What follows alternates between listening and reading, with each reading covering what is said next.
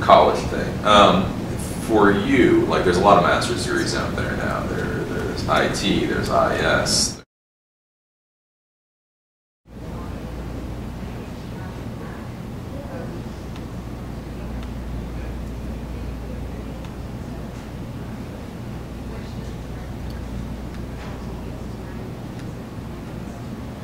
Hello again. As you know, I am Eli, the computer guy, and I am here taping out of Spiceworks. So Spiceworks is the company. They have mobile device management software, free network management software, community of like 5 million users, profiles, and actually a whole bunch of other things that we probably won't even get around to talking to while I'm here. But basically, they invited me out here to Austin, Texas, to spend the week and to talk to all of their people and see how it is they do the things they do. So Spiceworks is a rapidly growing company. It's only been around, I guess, a startup. It's been around for about 8 years.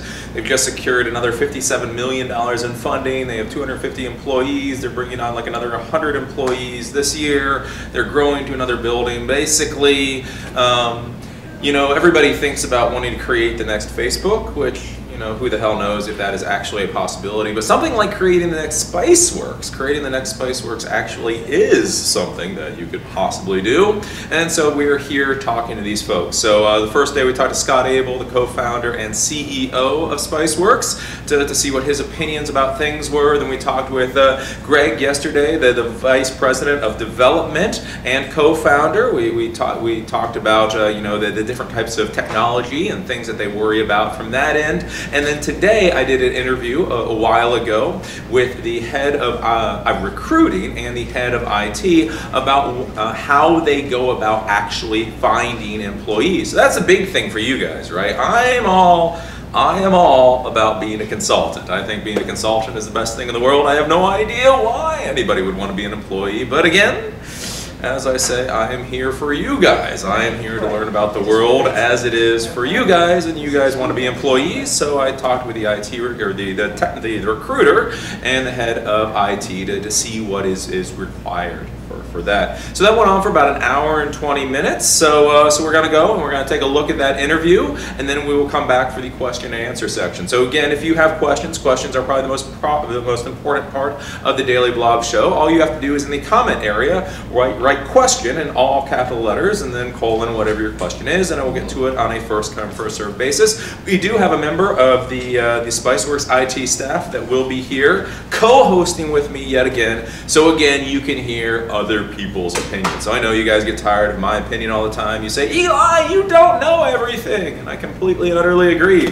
That's why I bring in other people to tell you that your CCNA is basically worth toilet paper. I will remind you guys, for all the crap you guys give me, all the crap some of you folks give me, you know, I was not the one to write CCNA on a roll of toilet paper. That, in fact, was a technical recruiter that gave that to me as a gift. And again, yesterday, if you saw the co-host with Chris, the head of IT, he basically said that was about right. That if you came into him with simply CCNA, that was a CCNA.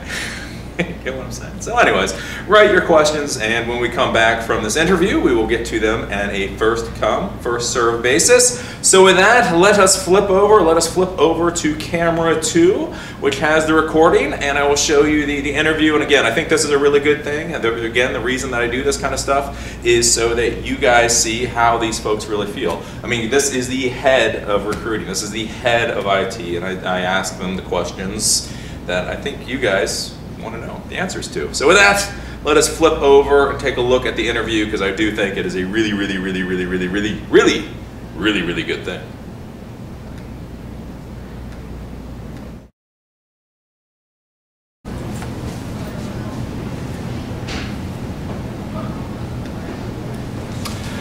So we're back again today, yet another day here at Spiceworks, and so we have Jen, who is head of recruiting with me, and Chris, that you guys met yesterday, who's head of IT, and we're going to kind of talk about how you get these tech jobs in a company like Spiceworks, and kind of like what goes on, you know, to actually get you a job, because a lot of you guys, you know, you think about it, you send 500 resumes or 200 resumes, and you don't really understand what happens to those resumes. It seems almost like it's luck, and you don't really realize there are people that are reading the resumes and trying to figure out all of this kind of stuff. Absolutely. So again, again, things like HR and recruiting get a little more complicated than I think geeks understand. Like, we look at our careers and we go, our careers are so complicated, nobody else can understand it. Right. But then we don't really take a lot of effort to figure out anybody else's career. Yes. So like when you look at HR, so you have HR and you have recruiting. Right. So when you say you're head of recruiting, is that a fancy name for being head of HR? No. Or no? I think in some companies, much smaller, you probably have everything in one bucket. But as we grow, we definitely parse those out because HR is definitely a different function than recruiting, because you have payroll and benefits and that sort of thing. And recruiting is really staffing, getting people on board. So it's kind of two separate things, for sure. Okay. So how do you guys go about finding talent? Is it you get 500 resumes and then just sit there with a couple of beers and go, I wish it was that easy. In this day and age, it's very difficult. No matter what anyone tells you, there's a lot of competition for talent. Okay. So we absolutely are, proactively sourcing people. We're using and working with our current employees to get referrals. Those are actually our best ways to find the people that fit the best, because people have worked with them before and they understand the work ethic and the experience and what it takes to be successful, or what that person has done to be successful. So that helps the most. The referrals. Definitely working that network as an IT person or anyone else is the best way to find your way to us. Applying, of course, is a great way to get some folks, but I would definitely say last year 30 to 40% of our hires came from internal referrals. So we really work with that a lot, and of course a lot of direct sourcing. Well, so I'm from Baltimore, which is 30 miles Okay. out of DC, so we deal with a lot of government stuff. And government's all about bureaucracy and making sure everything's fair to the point of it not being fair anymore. Sure. So like how do you deal with things like nepotism, or like in the bureaucratic world? I can find somebody that's absolutely perfect. This is the absolute perfect person. He wants the exact amount of money we want to offer, and then I bring him in, and it still has to the job opening still has to get published, and then you still have to get 500 resumes, and then you end up that one perfect person may not actually end up getting the job. Right. Does that come into play with a company like this? Can he actually say, I really like this guy, and you can hire him 2 days later? Yes, I think that is the wonderful thing about being a small private company. Okay. Because we don't have the compliance issues that a large company has, or a government contractor, or those types of things. We can really move fast at the pace we want to move and get people hired that are the right skill fit for what we need. Again, being private, you don't have certain rules and laws that you work by, and when you go public, of course, all of that comes into play. You do have to worry about posting it a specific place and making sure it was seen, and if you have it internal versus external, and there are laws that you have to work by. But being private, he can say this skill fit is great. This is a great culture fit. Let's move forward. And I've actually done that with a couple of my hires, where I'm going with that guy. Right. Yeah. So you don't have to have a check and balance. Have you guys created a check and balance just to make sure that? We do. We like to try to definitely talk to more than one person. Yeah. And there are cases in which someone has worked with somebody and they are just absolutely the fit, the person that we need. And they're, so we'll move forward. But, in any case, we definitely like to have some comparison, because you learn a lot. Even if you think one person's perfect and you talk to two more and you think, oh, wait a minute, we didn't realize we were looking for XYZ, and this guy has it, and the perfect guy we thought, he doesn't, but we really think we may need this in the future, so we might swing, even though we thought that person was perfect. So we definitely like to, have people, more than one person in to interview. So you're head of recruiting. So how big is your department then? So we have 7 people on my team right now. So you have 7 recruiters. Yes. Well, one's someone that supports the team, but just as important as every other person on the team. Right. Okay. Wow. So it's that. And yes. Is that something that's going to be? Is that something like they put a lot of effort into now, and now they don't have to worry about you until you get to 2,000 employees, or are you still growing? It really depends on how many positions that we have that we're trying to fill, and in a company like ours, they're not kind of bucketed positions where we're filling 50 low level of XYZ role. A lot of niche, a lot of very skilled roles, so it takes a little bit longer for the process to happen, and that's why you need more recruiting resources. So that's why the team has grown so much, and we are hiring a lot of people, for our size, and last year, the coming year, so we definitely have to have capacity to make sure that it happens on time, because it impacts everything from Chris's group to supporting the rest of the company to sales and everything else. So like they're talking about like you're going to probably grow by another 100 employees the next year. Right. So how many more recruiters would you get? We have really amped up capacity to help facilitate that growth. I'm going to add probably one more recruiter, and then we'll be set, I think, for the year, get everybody ramped and good to go. And so what does a recruiter look like? Because I think that's one of the qualms IT people have, right or wrong. It feels like our lives are dictated by people who have no clue about anything that we do. It's like they look at a bunch of paper and then they try to fill in the blanks. Right. So what is a recruiter? Like when you have that many recruiters, what is a recruiter? What's the background of a recruiter? So, when I have them, and it's different for every company, but I have each of my team members focusing on a certain department. And I like to try to align their experience, obviously, if they're a technical recruiter with, working with the technical positions. Because if they've had a history of that, hopefully they've dug in and they understand at a high level technology and what operating system and languages and those sorts of things, so they can actually not necessarily test people, but be knowledgeable about what they're talking about. And because someone that's technical understands that we're not. But it's also a part of our job to, at some level, understand how those things work together, so we can speak intelligently at some point or some level and be able to tell Chris, this person has, these operating systems, this is a Windows admin, this is it, and how those things are different. So some level of knowledge, and then sales recruiters knowing the digital sales market somehow. So being somewhat or subject matter knowledgeable for the roles that you're recruiting for. You don't have to be an expert, obviously, you're doing that job. You'd be, but that's what I like my team to look like, because I want them to speak knowledgeably about the company, about the roles they're recruiting for, and also be able to work with hiring managers and be respected as someone that's more of a partner and someone that can consult with them, because you take time to learn about the market that you're recruiting for. So just kind of having all those bits of knowledge to be the strongest recruiter. That's what it looks like for us, I think. So how much experience would one of your recruiters, on average, probably have? On average, 4 or 5 years. I have someone who was promoted into a more junior recruiting role, and then I've been in for about 15 years. So it's, it just kind of depends, but on average, 5 or so.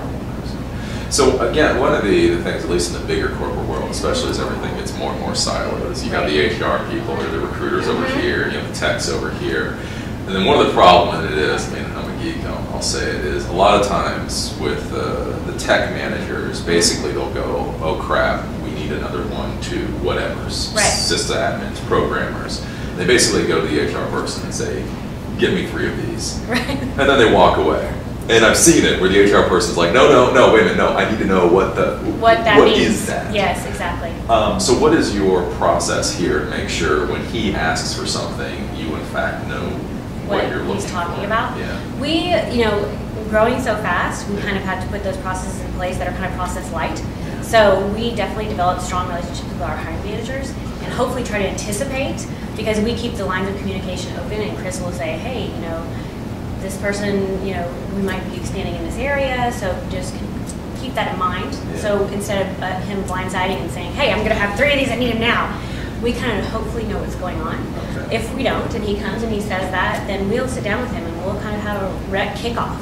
And we'll dig into what he's looking for, specific technologies, what is the biggest plus, what's the biggest negative, where these people may come from, where he doesn't want to see people from. We just have a whole line of questioning to really dig into what he's looking for, because it's his day job to be an IT director, and it's our day job to be an awesome recruiter and know everything about that job and minimize how much time he's spending kind of doing that recruiting piece. So we need to, serve up the right people, or as many as we can, as close to possible, by developing the knowledge base of the role. So yeah, we kind of just say.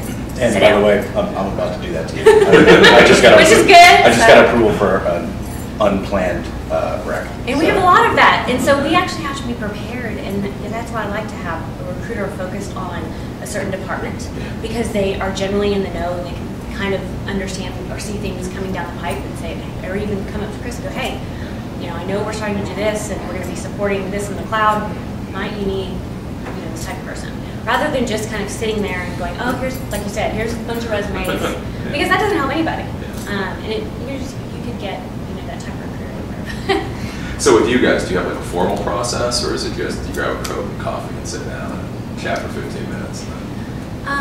It's process light. Okay, we try not to have a bunch of process for process sake. But we do have enough to control the chaos. Where we do, sit down, we go through our questioning, and then we go back and we start to, look through the resumes that we may have already had, or people that we have, if we've had a position before, look at resumes, hey, you were interested in these 3 people before, do you want to re-engage them? That's one of the best places to go. We'll, get the role out there to, of course, the world, and, remind everybody that we work with, there's a referral program, because that's always there. And kind of dig into the network of his team, and then really just get going and start screening those folks that look like, their initial fit, and if they look good, then we'll pass them on to Chris. And then after that, if that looks good, we'll bring them on in for a regular interview, and hopefully we can go off. So when you're bringing people in, like what is the process for you when you just the emergency rec or whatever? Like, do you just walk up to Scott Abel and go, hey, I need another 70 grand? Sometimes we like for him to do that because it's funny.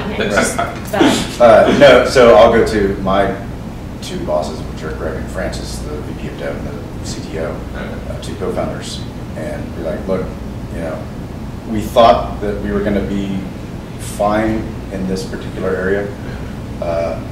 Now I've decided that we're not going to be, because basically the rec that I'm opening is for network engineering. I'm currently handling all that, and getting pulled like 6 ways at a time. It's just not going to work very well for us to have that buzz factor of 1 on that particular thing. Plus, I need somebody who can devote all their time to doing network engineering, both internally and at our data centers. So I go to them and say, look, this is what I see happening now, and I want to get in front of it before it becomes an issue. There's a little bit of selling involved. Because then they're like, well, what is going to be the salary range for this? And I give them the range, and they make a face, but they're like, hey, but if we got to do it, then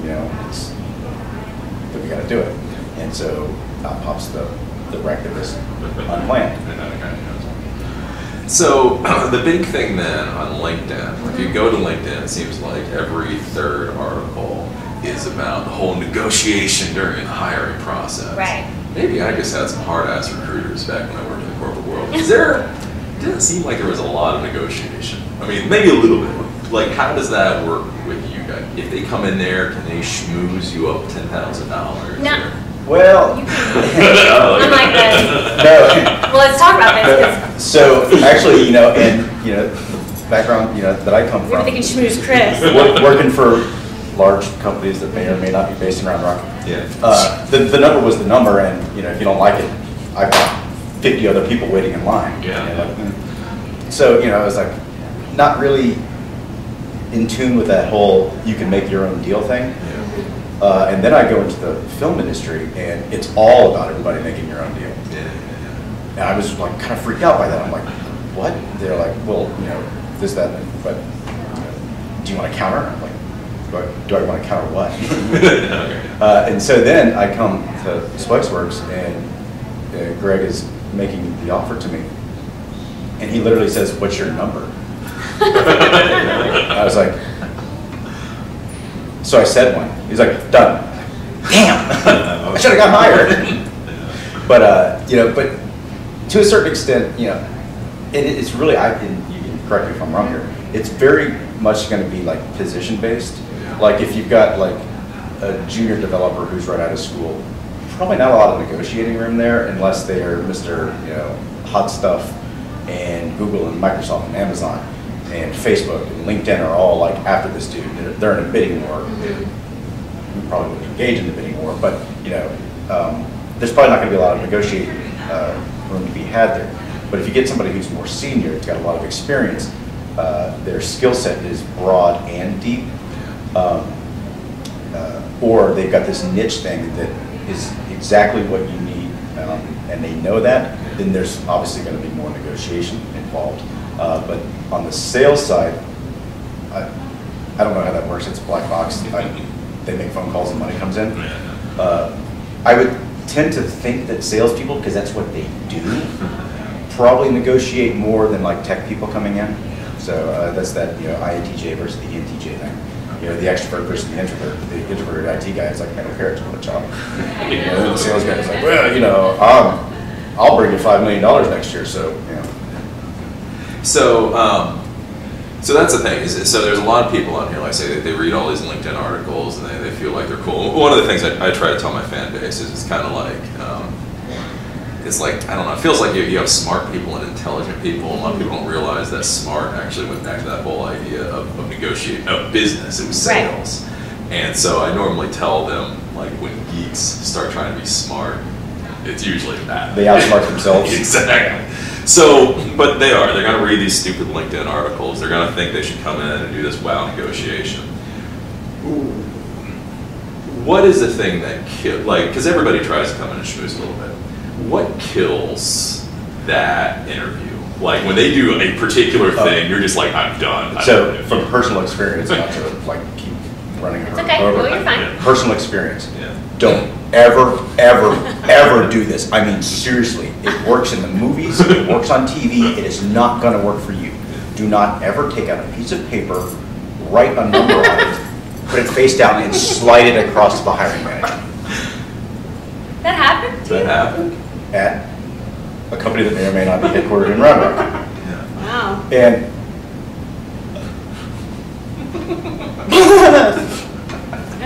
oh, okay. Yeah, no, done. Yeah. Over. Yeah. Done. So I think realistically, from my perspective, we make sure that we gather the compensation information the very first conversation. And so there's, we ask, what are you making now? And what are you looking for? And I'm asking that not to pigeonhole you into a range. I'm asking that because I don't have a lot of time. Neither do my hiring managers, neither my interviewers, and neither does the candidate. And I just want to make sure we're in the same range. And I want to make sure that we can actually meet your compensation expectations. Because it just is a waste of time if you don't have that information. And so for me, people don't try to kind of come back and negotiate. If you make $50,000 and you're looking, you really want to make $57,000, I know those two data points. I can offer them to Chris, and Chris can say, you know what, I can absolutely work with that, or I can't. And I can go back to the candidate if he can't and say, hey, you know what, that 57 is a little bit outside of the range. He was really looking for 55. Is that something you can work with, or should we call it a day? And I'm very, very direct and very open because there's a lack of time in my world, and there's a lot of competition for talent. And I want you to come in happy. I want you to be engaged with your job. I don't want you to worry about how we roped you out of $2,000, And I think not only does it's funny, we don't get a ton of negotiation because I think the opportunity at Spiceworks is so amazing that people are so excited to come into what the role is, and they can build something, they can contribute.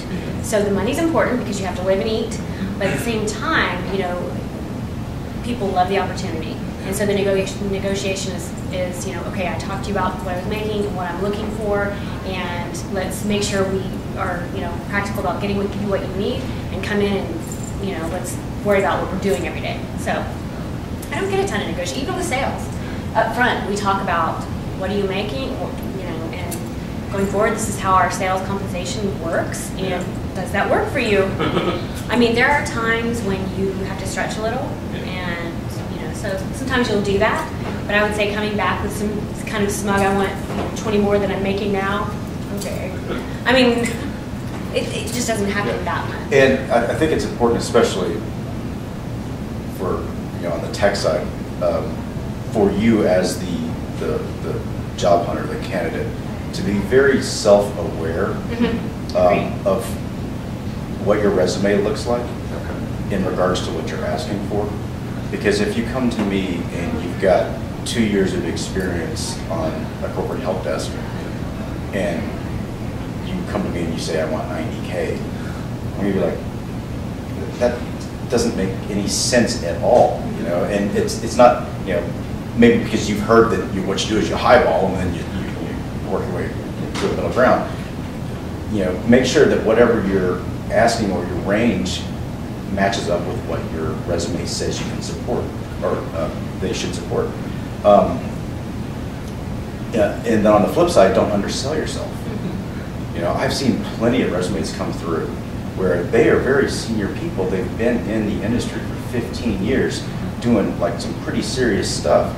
And then, you know, their salary requirement is like weirdly low. It's like, what, you know, is that on? I mean, have you not updated this in 10 years or anything? So, you know, be aware of how, you know, your resume presents your worth, I guess. So I guess that would be the question, because again, most of us tax insurance, we're in the server room, and as long as you keep paying, you know, and a lot of times it's the spouse that gets us to go to another job, you know, why are you making more money? Oh, yeah. So how do you, so you're not trying to oversell or undersell, how do you find out what your price should be approximately? I think you can go out there and get some market information. I mean, there are sites like salary.com, and those aren't the end-all be-all, but they are a good data point. You know, and just by talking to a couple companies. Obviously, you want to think about your search, and you want to be pragmatic about the companies you're talking to, and not let everybody in the whole, you know, city know that you're looking. But it's good to kind of maybe talk with your friends. You can get some data points there, and if you have any recruiting friends, and they can help you find places to get, you know, more idea of what you should be making. And to Chris's point, if you have something that's oddly low, there are situations in which people have stepped back to go to a very small company, and it's option heavy and, you know, base pay low. And so if you have a good explanation for that, and you say, look, you know, I'm looking to make my next move, I really took a step back here because I was very excited about the opportunity, then someone like me is going to absolutely understand that and, you know, respect that and say, okay, well, you know, you are underpaid, and this is kind of what it looks like for us, for your experience. And I would add, this is where your social network becomes extremely important. Right. On our community, the what am I worth discussion comes up at least 2-3 times a week. I also read Reddit, and so our sysadmin, I'm in there a lot. I actually have an official Spiceworks account that I use there, and then my own one, which I'm not telling anybody about. Because that guy's kind of a troll. And that comes up like on a daily basis. I feel I'm underpaid, or people feel like, you know, what should I ask for? What am I worth? So, you know, having that social network so that you can actually ask, you know, you do this. I know you do this. You don't have to tell me the number, but what is the range here? Because we seem to have some skill sets or anything like that. You know, and then you'll get actual real. This is, you know, this is the range that I'm in. Or if they're a complete like uber geek that has no social skills, they're like, oh, I make this with this, you know, bonus plan and that. Yeah, it's like, don't do that. But you know, being able to connect with actual people who are in your position, you know, in your shoes, and getting that real world data will, you know, be tremendously beneficial. You have to understand different types of companies are paying different salaries, because, you know, a very small company pays different than a large company. And you kind of, if you look at those, you can't really compare those. So understanding that and saying, well, you know, this company who has, you know, billions of dollars is going to make me this offer. Why aren't you going, you know, why don't you think I'm worth that? Well, it's kind of that grain of salt, and like come from a data set versus a data point, and understand kind of the companies that you're talking to. And I'd also be wary a little bit about weirdly high offers that come out. Weirdly high, really? Oddly high, because they may be paying you to come into. So, just from personal experience, I, out of the blue, got this thing that happened, and the offer, it was literally like an out of the blue thing. And the offer was very oddly high. And I hesitated on the phone for a second, and they jumped it. I was like, I'm not hesitating because I want more money. I'm hesitating because I don't understand. Yeah. But then, doing some of my own like backgrounding and everything, I would have been walking into a tornado, and not worth it at all. So, and this, I replied to a lot of people about the, I got this and I got that, and I want to make this much.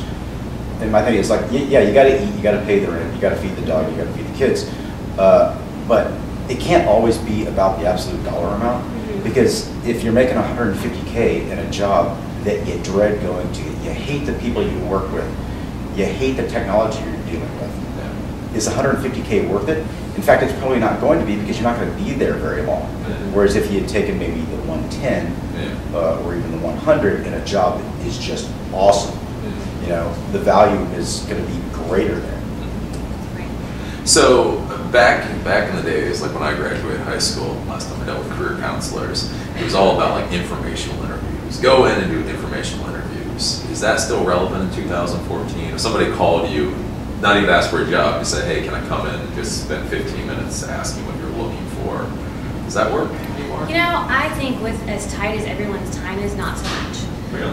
We really have to get to an end result. And with the internet, you can find out so much about a company, about a job, about the person you may work for. You can be so prepared and get that 15 minutes worth of information if you spend 15 minutes doing your research on your own. So there's just so much that you can get that you would actually have to come to a company and talk to somebody and that sort of thing. It's just tough to be able to spend that time. Yeah, nobody's really gonna dedicate any time to that anymore. Tech meetups. That's events. Huge. All right. So these guys, they go to tech meetups all the time. Different user group stuff. Sponsored tech meetups, companies sponsoring a high-tech happy hour or whatever like that. They go and they're always, if it is a tech thing, they always make sure that they take tech resources with them. Myself, somebody from my team, somebody from the dev team. So if you're a candidate or you're a job searcher, go to those things, because you will find recruiters from companies that are hiring. And like what we do, not only the recruiters, so you can talk to them about the company and everything like that, but there will actually be somebody who's at least in that department or in that functional area that can tell you what they do on a daily basis and how it impacts the company. And you can ask them, do you like what you're doing? So that, because I know I was talking to Scott Abel a couple of days ago about that. He was saying people are over networking. So you mean like, not like I'm so over it, but you be like too much? Too much, yeah. Go to a meetup every night. Okay, yeah, so then you get the eager beavers who like, okay, dude, you give them your card like 5 times. Okay, and stop emailing, okay? I don't really need to connect with you on LinkedIn. The LinkedIn thing to me, is getting a little over networking. The amount of LinkedIn like connect requests that I get on a daily basis now. From recruiters.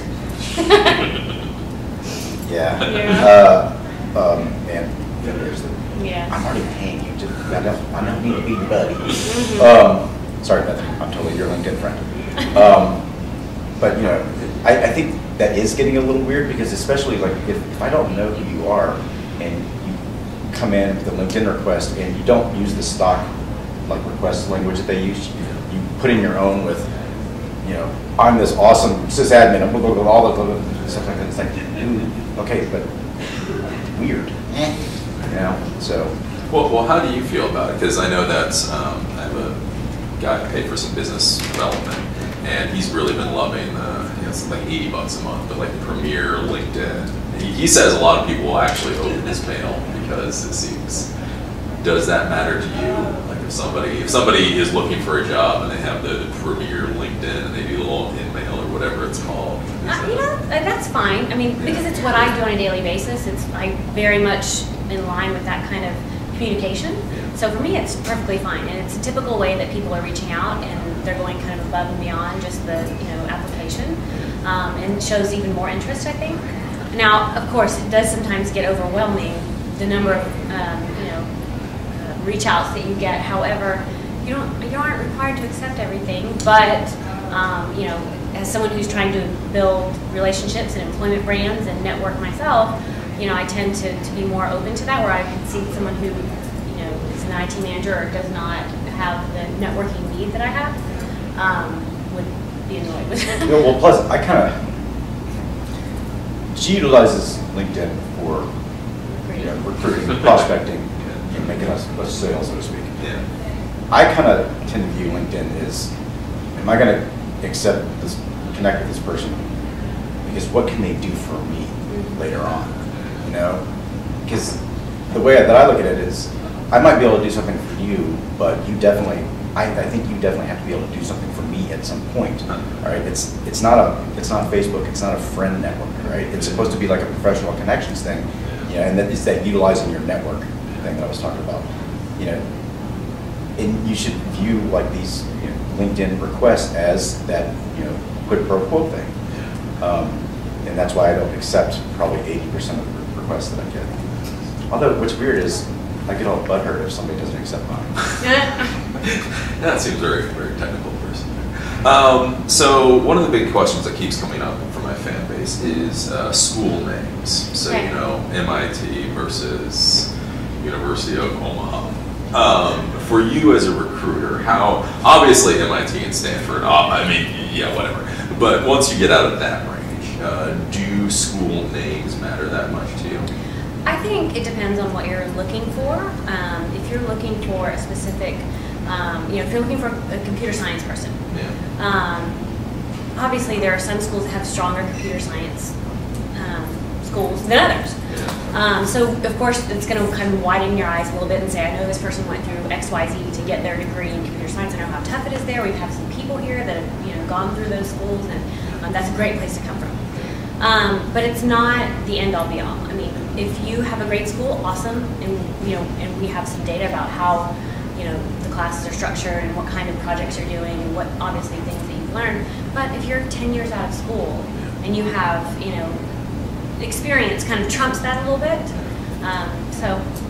And we have some people here, brilliant developers, graduated from schools I've never even heard of. Which is okay too. Yeah, but I'm like, okay, but obviously you're a brilliant developer. I graduated from St. Edwards. I don't think it's really ever been like a thing though, like, well, we're only hiring our email industry. No. In fact, I don't know if you've heard this or if you've read about it the last few weeks or so, Google is actually rethinking their Ivy League focus and recruiting stuff. Because I think Google does a lot of like social, like anthropological research on the inner workings of their own organization. And one of the things that they came to was that they were getting these high-power Ivy League graduates coming in, and they were screwing the culture up. This arrogance thing, and this coming in. So Google is actually saying we might back off on that because you went to Princeton or Cornell or whatever. You're automatically we're targeting you, and so they're like we might back off of that and actually go to some of the lesser known places to try to find college. Regardless of the school you went to, you're going to go through the same interview process that everyone else does. So we're going to vet whether or not your skills or your background, your education is a fit for what we need. So you could be from one of those schools, but if the skills aren't there or the knowledge isn't there, it doesn't help anyways. I would caution anybody who's like thinking about, because there's a lot of IT people who got into it or whatever and never went to school, but now they're like, oh, I should totally go to school and get that degree so I can do whatever, further my stuff. I would really caution them against any kind of for-profit institution. You're going to saddle yourself with huge debt, and a lot of them aren't really looked upon as valuable things to have. I'm really trying to be politically correct and diplomatic here. They're not going to be seen as that's the one time when I look at somebody at their resume, and the only time I'm like, well, why did you go to a for-profit and spend all that money? You could have done this thing. And I'm not going to reject somebody because of that, but that's the only time it ever, like, the question even pops into my mind. So with the education and all that, again, coming from the world that's really close to government, is I've heard a lot of folks in that world, they can end up actually becoming overeducated. Like I had a buddy of mine who was incredibly smart. His wife got her PhD. He stopped at his master's because he said, no, I like doing the work I do, and if I get the PhD, nobody will hire me to do the work I want to do. Yeah, PhD, especially be careful with PhD. We have one PhD here. Okay. I think it depends, but. Well, let me just. Let me work the Okay, I will allow you to retort. However, you should really be careful with the PhD thing because basically, when I say be careful, think about what it is that you want to do with that. Because I seriously thought about getting a PhD in operations research. Yeah. Giant nerd. Because what's going to happen is a PhD takes a minimum of 5 years. All right. Well, in that 5 years, you're doing pure academic research. All right. It's going to be esoteric, theoretical, very little practical application, most likely.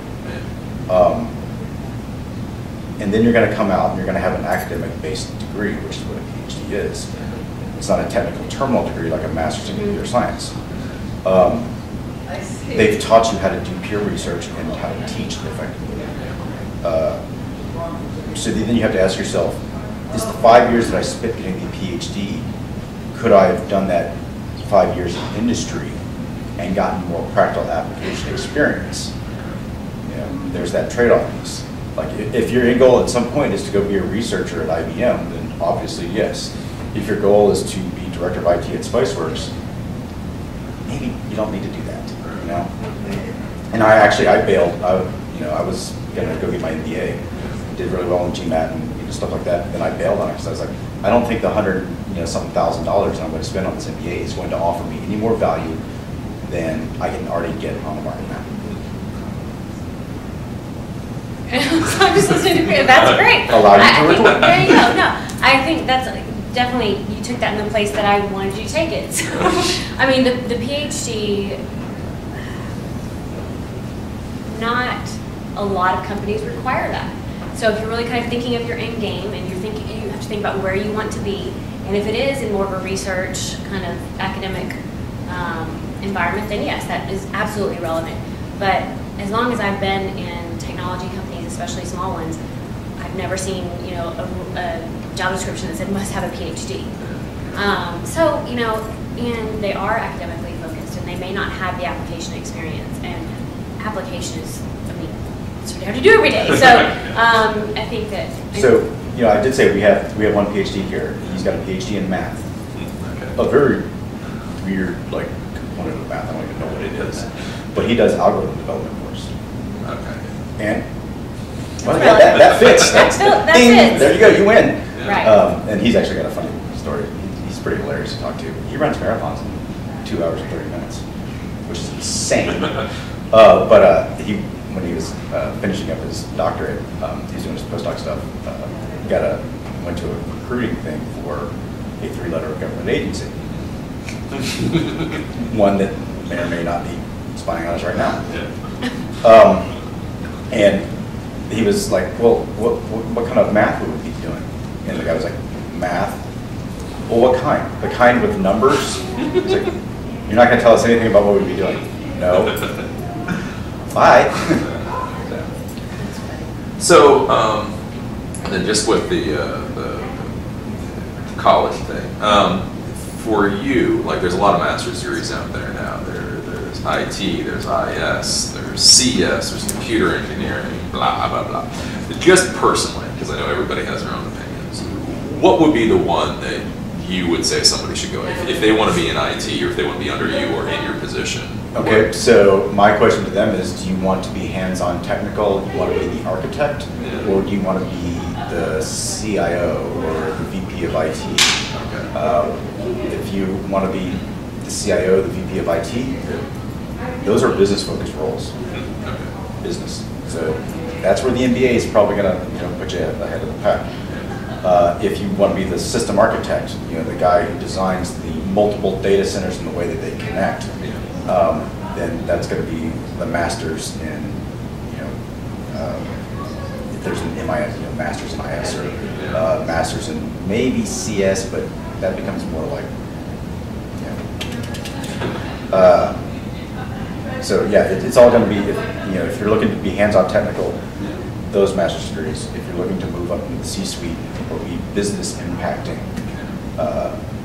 then the MBA is probably going to be where you want to go. So if somebody comes in and you guys are actually interested, what does the hiring process look like from the time they contact you, you contact them, to when they actually start? Like, what does that process look like? So you mean onboarding process, or? Like the recruiting like how many, like my first job, I had like literally had 10 in it. By the time I got done with my first job interviews, I was talking to the guy and I was literally looking at him like, I don't know, did I already tell you this? Like, it really was like such a blur. So what is it like? We do have a long process as well. We have a recruiter conversation, so recruiter screen. If that goes well, then we'd go on to a Chris, hiring manager, to do the real deep dive or a deeper dive on the skill set on the phone. Or if they're local and they can swing by, that's actually even better, because we can have Chris and another person do that first round of deeper dive on their skills. If that goes well, then we'd have them come in for a more full day, 5, 6, 7, 10, no, I'm kidding. But a more full day of people that are relevant to what they'd be doing, people they might be working with across departments, that sort of thing. And if that goes well, then they have a founder round. And that's not that doesn't happen at every company, but our founders still, at least 2 of them, maybe 3, depending on the position, still like to interview everyone as a kind of last stamp, and because they're still very focused on building a great company, and they are committed to talking to people that may well be on their team. So that's kind of how the process goes. It's pretty simple, and sometimes it diverts a little bit, but it's definitely as needed. But people get to interview us as well, so they also get a really good feel for who they might be working with. And I think as a candidate, I would want to know that for sure. Right, and if I just expand on that just one Absolutely. second, as a candidate going into an interview with companies, it is incumbent upon you to be interviewing that company as well. Right. Because you need to be determining in your mind, is this a person that I would want to work with? Is this a company that I would want to work for? Right. So that is, you have a job here too, and it's not just impressing that person. Exactly. So one of the issues when you do get hired is sometimes it can take longer than you expect. Like you go, you blow the money, you celebrate, you buy everybody a few rounds of beers, and you find out it's 2 months until you actually start getting paid cash. Yeah, we don't really do that, I don't think. Maybe the time between you. Yeah, in fact, I mean, I've had, situations where the person is giving notice at their other company. They're like, well, I got to do 3 weeks. I'm like, oh, are you sure you can't start tomorrow? But we respect the whole notice period and stuff like that. And I think in Europe it's really weird in Europe. Like you have to but at least here, I don't think we've really ever done the whole okay, congratulations, here's the offer, and you start in July. Because that's a way. I mean, why would you do that to a person? It's weird.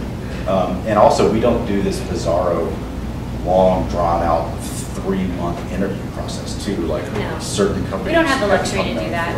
We don't have the ability to kind of wait for people, because obviously, if Chris comes and says he needs help, he doesn't need it in 3 months. He needs it as quickly as we can find it, and the right person, of course. So we don't draw that out at all. Do you guys have any kind of probationary period? I know it's pretty standard. We don't. It's like 3 months.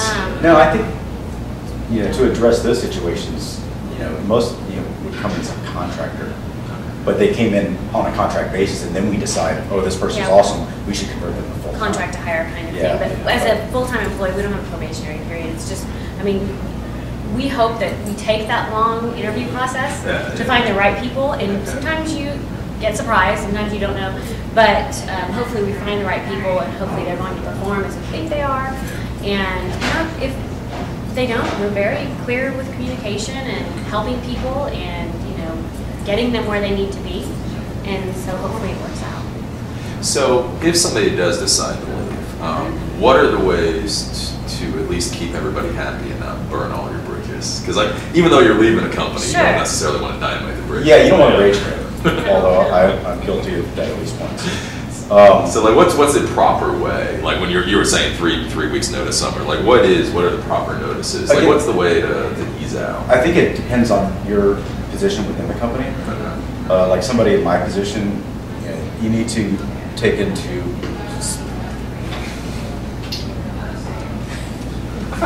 Sorry, this is a live show. Chris is take over. No, there's no cuts here. Oh, okay, wow. Oh, no. Yeah. Well, I think obviously going in and being honest with your manager and saying, hey, this is what my situation is. I found this opportunity. And also, I mean, if you're leaving because of a management situation or you don't like the work that you're doing, being honest about those things is great. Just because we want to continue to improve our environment and what our people are doing, and if we're not aware of something, hopefully you've talked with your manager about it before, but if you've just gotten to the end and you found an opportunity you really want, being honest about kind of why you're leaving is very helpful. And just giving that, because you actually aren't required to give 2 weeks notice. No, that's always been a courtesy thing. It's very much a courtesy. It's a great courtesy, especially because you have to wrap up. And if you don't care about dynamiting the bridges behind you, you leave tomorrow. Yeah. Exactly. That's a way to dynamite. I don't recommend that. Yeah.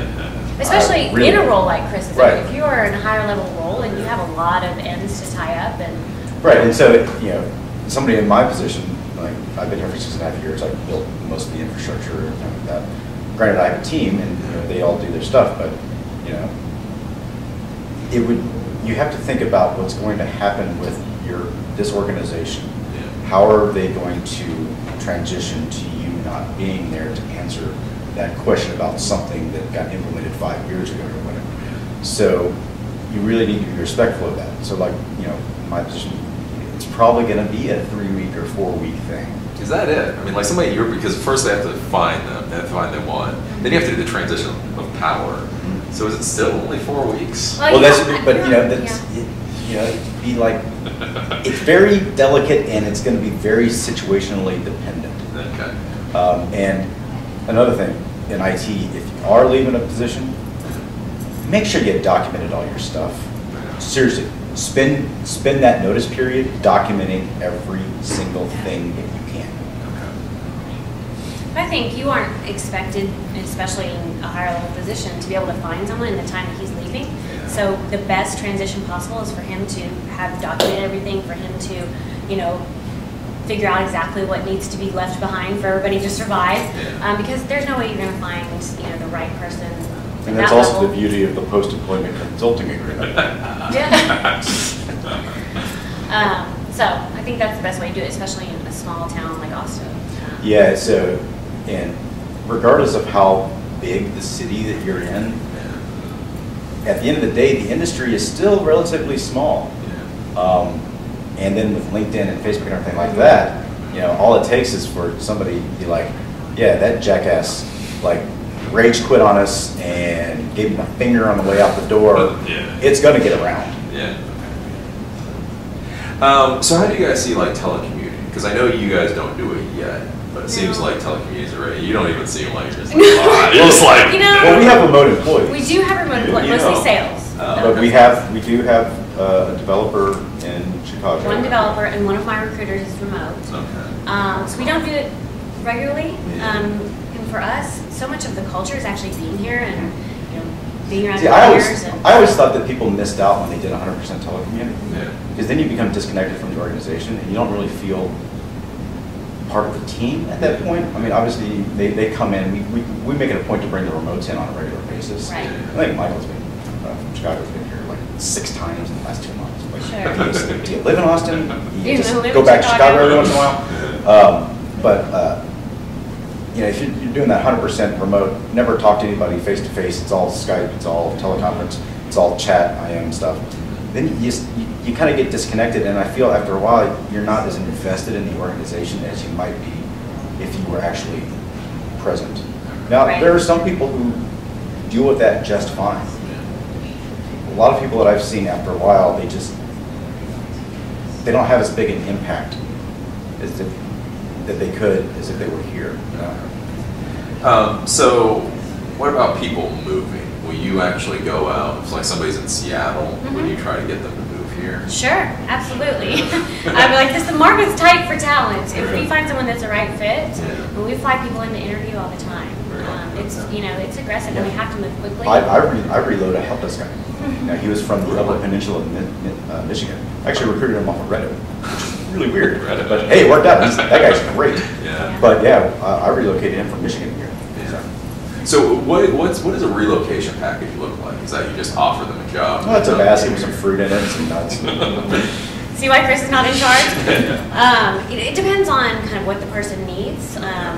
We are not the red carpet rollout, and some companies are. Yeah. And that's just part and parcel to the size of company we are and that sort of thing. And we try to understand what would help somebody and try to get them here in that way. Obviously, if you need someone to pay for your house closing and your whole... Yeah, we're not going to buy your house. That's what, no. But we just, it's more relocation assistance. And we'll, hopefully, you won't have a huge impact on trying to move. I mean, if it's just too far out there and someone has, a whole family and a house and they are absolutely expecting for you to pay for every cent, it's not probably going to be something that we can do. Bigger companies definitely have real dense packages, but ours is more like assistance. Yeah. I had a good friend of mine, he actually got a $250,000 relocation package, plus they bought his house. I was like, wow. There you go. I'm like, what did you do with it? He goes, I rented a moving truck and pocketed the rest of it. I was like, good for you. How did Way to go. So with a company like this, so you're a startup company, and one of the issues with startup companies is unfortunately, I mean, there's certain employees that are fundamentally more valuable than the rest. Like talking with Greg yesterday, like you guys can't find any Ruby on Rails developers apparently. So if you get a Ruby on Rails developer, obviously that is very valuable, because he was saying you can't find them. It's not really price or anything. They just don't exist. Do you have issues with jealous? Like we have HR people, and you have, or even with the IT folks, you have IT people right beside programmers, and it's a weird technical. Do you get any kind of weird? No, the way I deal with that is go do that. Go do that job. Yeah. Like if you feel that that job has got preference of placement, go do that. It's like when if anybody starts moaning and whining about sales and their comp and they're doing this and they're like, go do that, go sell. Well, I can't do that. Shut up. Because it's again being self-aware. All right, and being what your worth is in the market. Now, if I'm worth this and I'm aware of that, and a high-powered, high-level developer is worth that, I should be aware of that. And if I want that, then I should go do that, or in some way make what my current situation more valuable to the market at large, so I can come up here. It does nobody any good to have this petty jealousy about, oh, he makes this. Well, I think it's good to talk to people and understand exactly what Chris said, because there are different roles that garner different pay scales and different compensation packages, and a developer's compensation package is going to be different than a salesperson. Their incentives are going to be different, and so you have to be aware of that. And being upset that someone who with a niche special skill is going to make more money, yes, it's a niche special skill. Everyone doesn't have it, and that's why you're willing to pay more for that. So if they come from that knowledge base, I think that they're more understanding and there's less of that involved. And Chris is exactly right. If you want to have that niche skill, go get that, and you will garner more pay. But you can't be angry at somebody because they went and did it. So, but then again, that goes back to what I was saying a while ago about it can't be about the dollar. So don't be like, look at that guy like, oh well, he's a Go programmer who writes back-end web services in Go, and he gets paid this much. Well, I'm going to go learn Go and learn how to develop back-end web services. Are you interested in that? No, but I want that money. Don't do that. So with a company like this, the old story, you go to GM or GE, you start in the mailroom, and then you go to be CEO. But realistically, could somebody start in sales or HR and then go to programming here? Realistically? No. I'm just gonna, well, I mean, I wouldn't say no, because there's just so much in between. I mean, being practical about it. If I decided all of a sudden one day I wanted to be a developer, that's not going to work. But if I decided one day I could really like sales. I think that that's a job that kind of aligns with me better. Yeah. My background, my education, what I've done all these years. Yeah. Because the ramp for a person like me to become technical, it's just not going to happen. But for other people who may have the capacity, the ramp takes so much longer. So it's not a no because we wouldn't allow it. Yeah. I shouldn't say no. Never say no. But you've got to be practical about that. And if your trajectory is completely opposite of what you've been doing, you just have to expect that to get there will take a long time. So think about it and think that's the best move for you. But yeah, I mean, going up levels after years and years, of course that could happen. But going from one function to another that are completely different, it's just not that practical use of time. And if it would take you longer to make that transition than it would for us to hire the right person with the right skills that already can do that, makes more sense. But mobility is absolutely happening, but it's just going to a whole other thing is harder. So for the tech jobs here, like what is hot right now? Like what are you guys looking for the most? At Spiceworks or in Austin? Spiceworks, let's say.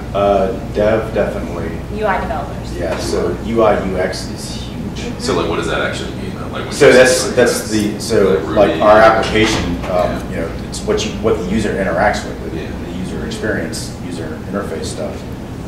And typically that's all done in JavaScript, Okay. which I have a lot of programming languages. Yeah. JavaScript to me still looks like a mixture of Russian and Chinese. Yeah.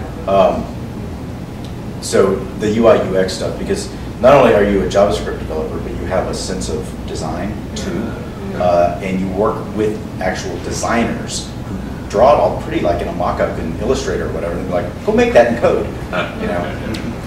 So that's a big thing. In fact, that's hot like in a lot of places everywhere. Because if frankly, if you screw up your user interface, you could have the most great product ever. The user interface sucks, your product's going to tank. That's big. But then, you know, back-end developers, so which for us right now is Ruby and Rails, but we're also, we've got services in Scala, we've got services in Go. We've got, you know, a little bit more Python, you know, stuff coming around. And then on my side, Linux, sysadmins, and network engineers. So I actually hear you keep saying Go. Go has been said a couple times, at least back in my world.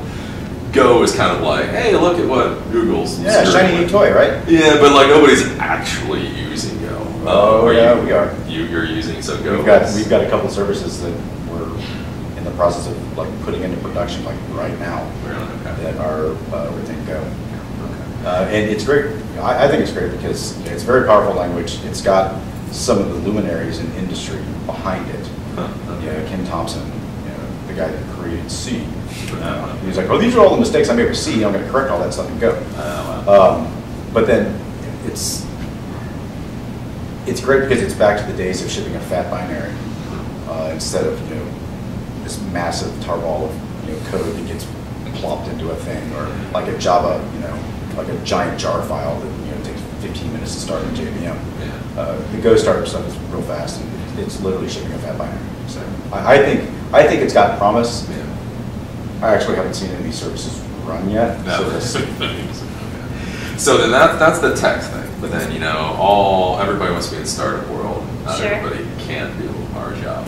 So what's hot in, like, if you want to come to a startup but you're not a geek, what's a good way to get in? Like as a recruiter, or like what's hot? I think obviously it depends on what you want to do, but you know, in the technology market or technology companies, small companies, you know, whatever your talent or your skill set is, you know, potentially fit. I think it's more about the cultural fit, like what is most important to you in a small or in a company, because there are lots of things that you need to understand about startups or small companies or early stage companies, and how different it is from a big company. You kind of be self-aware about what's important to you. So you can take your recruiting skills, and if you, you know, can zig and zag, and you know, your change driven and you move at a pace that's not exactly with a structure and an outline.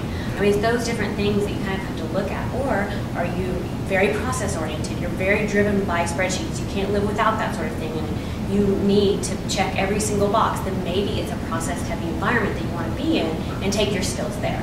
So it's more about assessing what the life of a startup is going to be like, and putting yourself into the right role there. Because, of course, we have sales roles, we have recruiting roles, we have marketing roles, but it's definitely a balance when you look at a candidate of the culture fit and the background.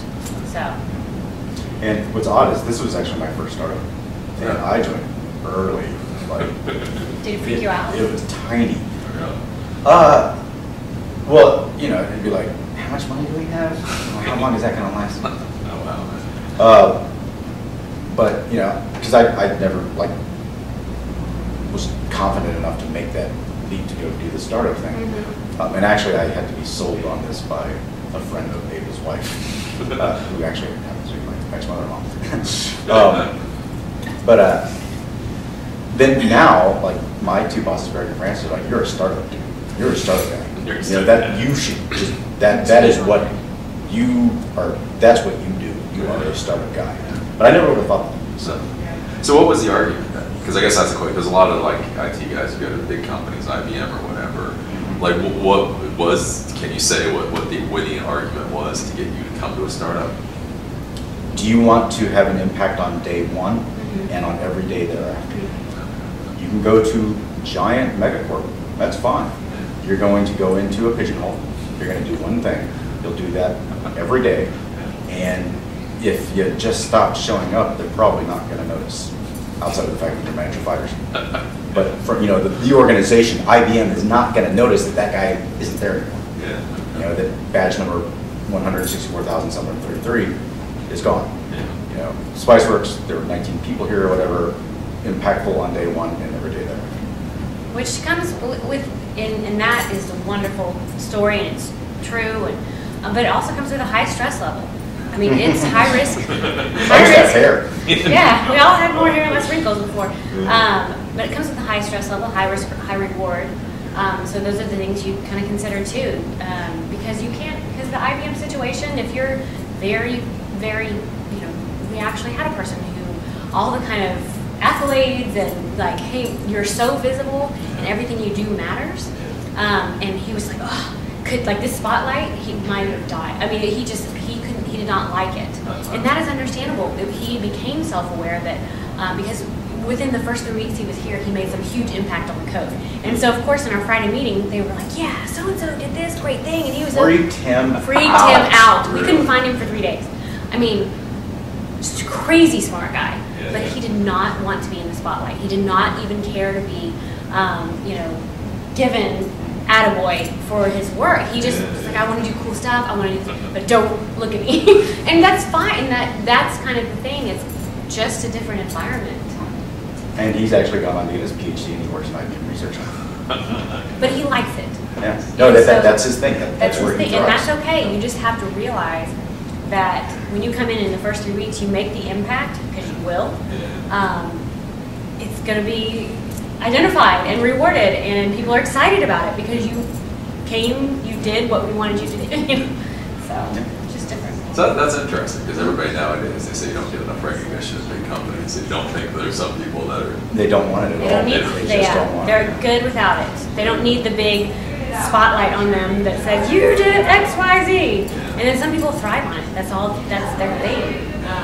You know, and it just comes down to who you are and what you prefer, and that's, again, why thinking about your job search is so important. Thinking about the environment that you feel most comfortable in and you are the most successful in. And that's why I go back to the, you know, during your interview, you're interviewing the company, because you need to you find out, because, you know, it's not quite like getting married. It's not quite as painful when you do this. Yeah. But you know, it is an investment, and you need to make sure that the environment that they're going into is one in which you can be successful. So with, like, as you get promoted or as you're moving in the company, where do you guys, like, where does Spiceworks see, where does training come down? Is that like a personal responsibility? Is that something you guys budget, you budget for at least one boot camp a year? This actually just came up. It's kind of weird. In dev, if there is, a training thing or a conference that is beneficial to you in your skill growth, or it will be beneficial to us, then we're totally down with it. I send my guys to public training, I send them to public conf, post-grads, go do all these things, buying training materials, books or whatever, we're totally down for that. It has to be that situation though that, if one of my guys is like, well, I want to go do my CCIE and I want you to pay for it. Like, I don't really need a CCIE, so that helps you. So there has to be benefits on both sides. Right, and so there's not a specific training process, or it's really job specific. And it is like they kind of have to ask for it. So they do. So like, will you kick them in the pants to go to something, or if probably not? Really? Because number one, if they haven't come to request or ask for it, they may not be interested in it. I'm not going to force a guy to go sit in, a week-long training seminar series. If he's just not interested in doing it. The company that may or may not be headquartered in Adaxes made me do that. And I was like, why am I in this? This is ridiculous. Like they made me go get MS SQL certified. I don't do SQL. I'm not a database guy. Well, you need continuing education, and this is the best fit for you. So I had to go sit in this training for a week, and I was like, I don't want to do this. So if they're not coming to me and specifically requesting it, I don't think they're going to be interested in it. So I'm not going to force them to do something. Is there, especially with a company like this, is there a danger in not trying to move ahead with your career? Like you have somebody, whatever it is, like sysadmin Ruby, they're just very happy plugging away. They don't want to learn anything else. They're just, is that? Being an expert at that specific thing, I think, isn't bad at all. Although I have had candidates come in specifically for help desk, and they've been doing help desk for 15 years, and you're like, dude, really? Well, that's my passion. That's what I love to do. I'm like, really? So that kind of starts popping out questions.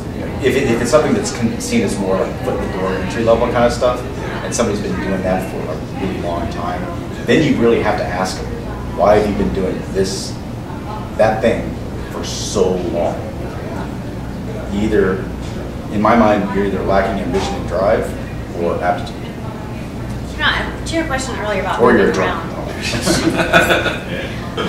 From test to development is a very natural move. So if you want to gain that experience in Ruby on Rails, I'm sure they'd be happy to help people do that, because they're developing the strength within the company. So that sort of move is absolutely warranted, and it makes sense and that sort of thing. So we definitely help people with that sort of thing. So then one of the big questions going on now is, in the world of technology, is women and minorities in technology. So like a company like Spiceworks, do you have any official or unofficial policies? No, we, again, being private, and we don't have numbers or quotas or things that we have to fill, it's really about the people that are, skill-wise the best fit for our roles. We'd love to have diversity, and just naturally, when we do, we're lucky enough to have a really diverse workforce, but workforce. I got a little HR on you. Did you just say? I just said workforce. Sorry. Needs more clout. No, but we're really diverse. But to come in and say, hey, we need to have diversity training or diversity, we need to have more of these people on this team to make it that. It's not that at all. I mean, it's really about contribution. It's really about results. And, if you've exhibited those things in your past experience and you're the best fit for what we need to move us forward, that's where we're going to go with it, versus saying you're a woman and we need more women at Spiceworks. Do you guys have any policies at all? Because one of the arguments that comes up, I had my own employees, so I saw it. Sure. So you put out an ad, and I hired the one woman that ever applied to me. That's just how it was. I had 300 males and one woman. So there's this whole argument of like white privilege, and basically white guys. We we've had privilege, and so it's kept going. Do you guys in any way try to help minorities or women get into this, or is that just not your problem at this point? No, I mean, the way we see, I mean, that's something that you give back to community. We, focus on women in technology, and we are in fact going to Grace Hopper in October, which is a whole female conference on women in technology. We're having some of our women in our development group speak there. Yeah. So it's things like that that we try to involve ourselves in to educate people or to get experience and exposure to different people.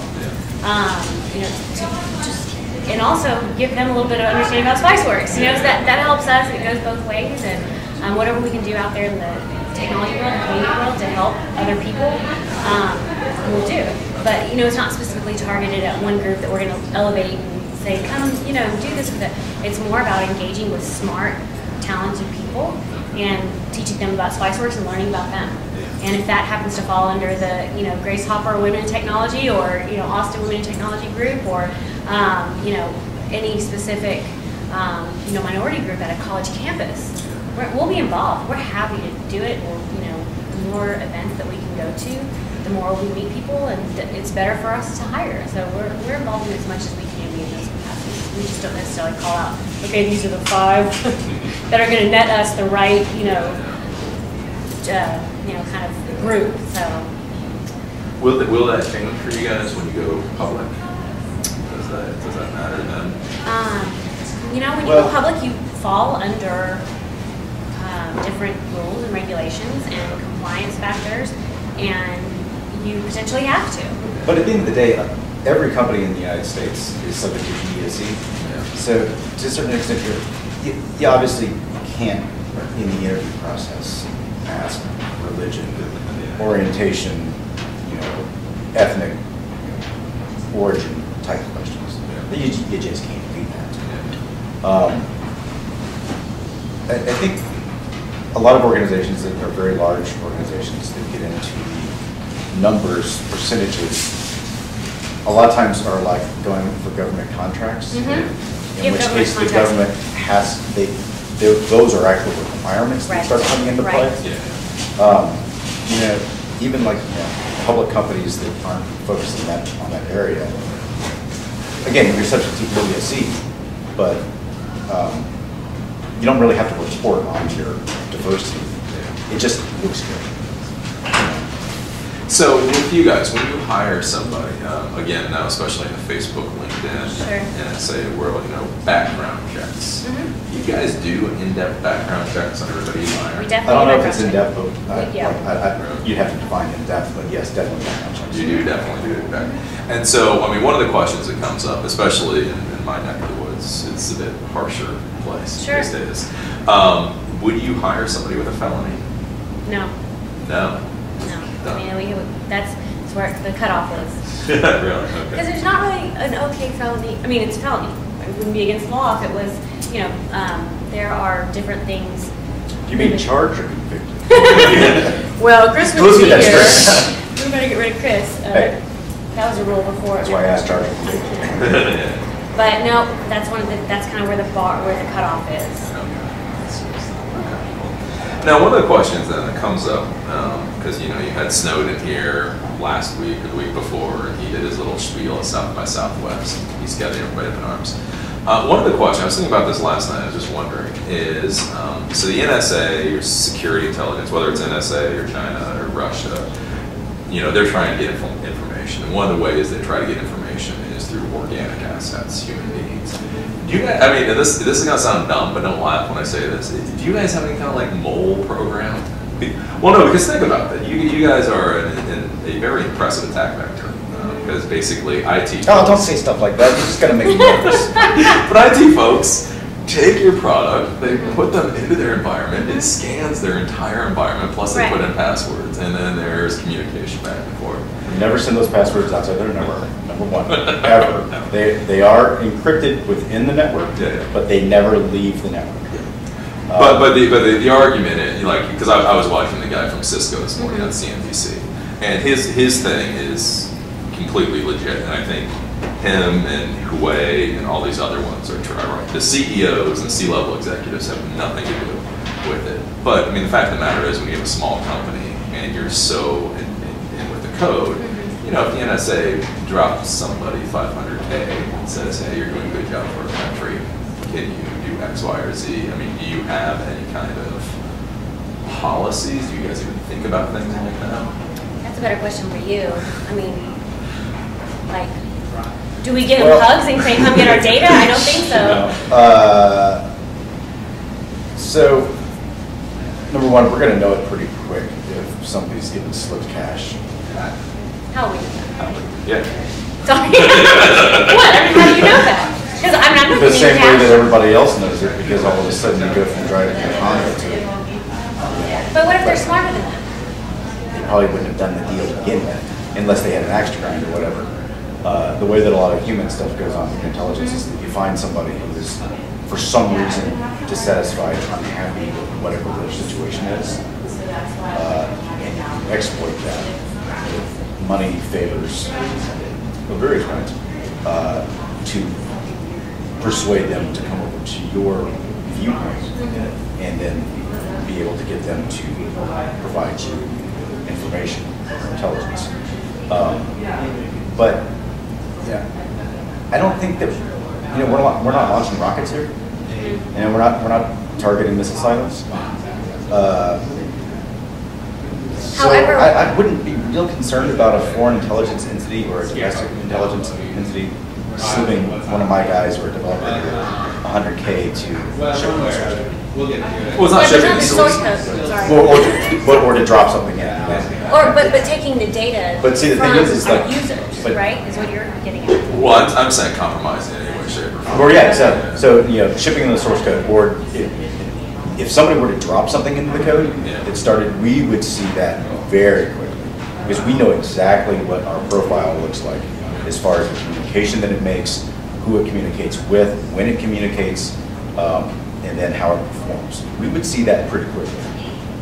Probably. Yes. Now, as far as like somebody like shipping out our proprietary information, you know, pieces of our database around users or anything like that,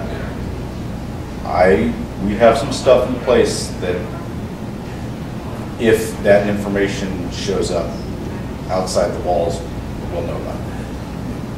And that's all I can tell you.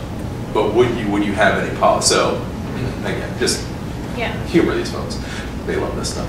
I mean, if you did think, I mean, if you were worried about a person, I mean, do you have any policy? Is there any way to fire somebody without them actually doing something over? If you're Texas is an at-will state. Texas is an at-will state, but you can still be sued for wrongful termination. I mean, that's if that guy drives up in a brand new Maserati. Well, then you know. But he's still doing whatever he's doing. Brand new Maserati. Well, oh, but he's cleared.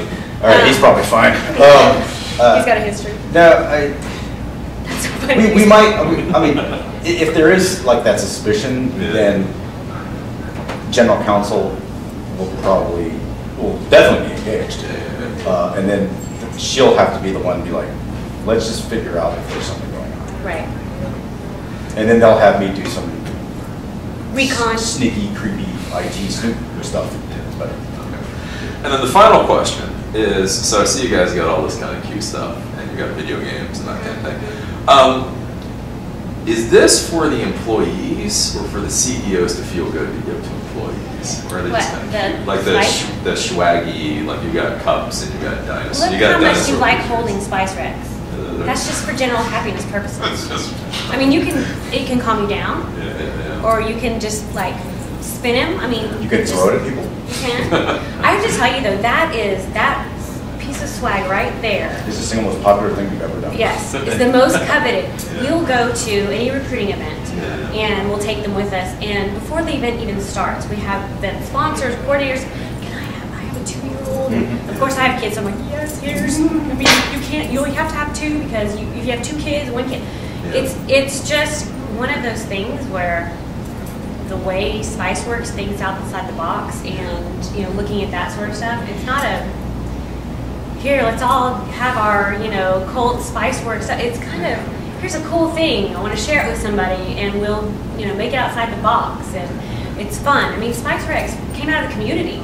You know, that wasn't a corporate thought leadership one of our, thing. one of our community members came up with that. Right. This mascot thing. And that goes along with the culture. I mean, it's just kind of the stuff that organically grows as a company. And I think that's just the manifestation of cool stuff. I had it was either Cisco or HP or somebody came in and they were like trying to sell me hundreds of thousands of dollars worth of equipment. And at the end of it, one of them was like, I have a 3-year-old. Can you possibly get one of those dinosaurs? Yeah, I mean, it's cool. So I guess that's about it. If you guys have any, you know, the fan base out there, do you have any like final thoughts on this whole hiring process and getting hired? Any gold nuggets, as I say, to give them? You know, I don't think there's gold nugget, silver bullet. I think there's being honest. I think there's being self-aware. Be honest. Honest and self-aware. The next person that I catch in an interview with just outright lies on the resume, they're not getting a plushie. Right. I think those are some of the key things when you're looking for a job. And do your homework and know what you want. Know something about the company that you're going to go interview with. Right. Know something about it. That seems like a no-brainer, but you'd be amazed at the amount of people who are like, so what is it y'all do? Like basil and oregano. Well, you could Spice. Okay. Yeah. So. Yeah. I think those are some of the key things. Cool. Thank you for your time. All right.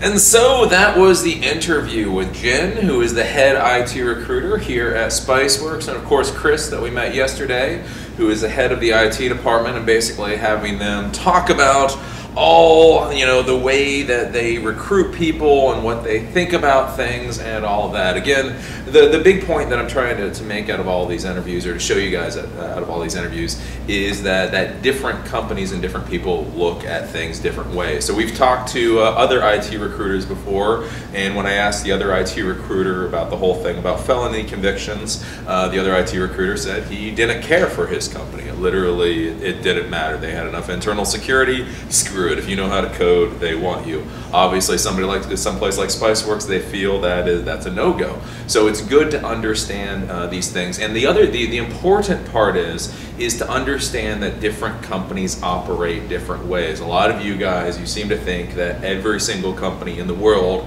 works a specific way, and that if you don't fall into that weird mold, then they're just screwed. There's nothing you can do. The important thing to understand is all of these companies do things different ways. So again, if you're passionate in technology, if this is really what you want to do in life, you may not be able to work for Spiceworks, or you may not be able to work for IBM, but there is another company out there that you may be able to work for. Now, I am having some issues with all of my systems, so unfortunately I can't show you guys the websites for sponsors today, but I do want you guys to realize I have not forgotten about my wonderful sponsors. Obviously, Spiceworks is one of my sponsors, and they have brought me down here and all that, but I do have other sponsors that allow me to create these shows and be able to travel and do the things that I do. So I do just want to take 1/2 of a second to talk about them for a second, and then we will get to the question and answer part. So if you do have questions, make sure you are typing out your questions, all uppercase letters, question, colon, and then whatever it is, and we will get to it in a second. I am here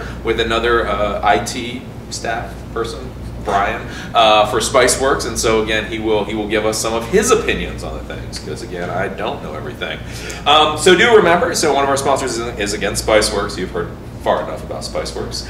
Again, we have Altaro, altaro.com. So if you are doing virtualization and you need to back up your virtual instances in Hyper-V, so Altaro does Hyper-V backup. You may want to take a look at them. Veeam, of course, Veeam, V-E-E-A-M. If you just virtualized 100 servers and now you're trying to figure out how to back them up, they have solutions for ESXi, they have solutions for Hyper-V, and they have free utilities to take a look at. Adaxes, ADAXES.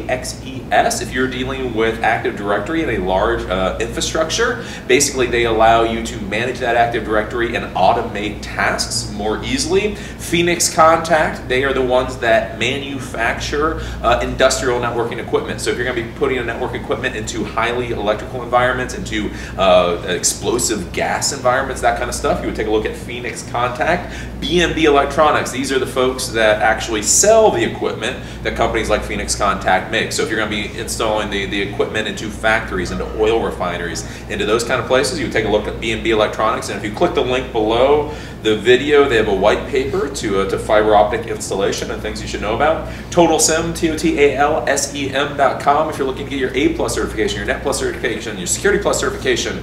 They've got books, and they've got practice tests, and they got videos, and they have a lot of things. So take a look at TotalSem.com. JustMail2.com. So JustMail2 is a contact app that was created by a web development company. They found that users, they were building websites for their clients. People would go to the websites, they would click on the contact form, they would fill out a little bit of information, but then they wouldn't actually hit the submit button. So JustMail2 is a contact app to try to close that loop, to actually get people to finish, filling out the contact form, and to be able to communicate with the website owner. We have Nerds We Can Fix That. We're Nerds We Can Fix It. Uh-oh.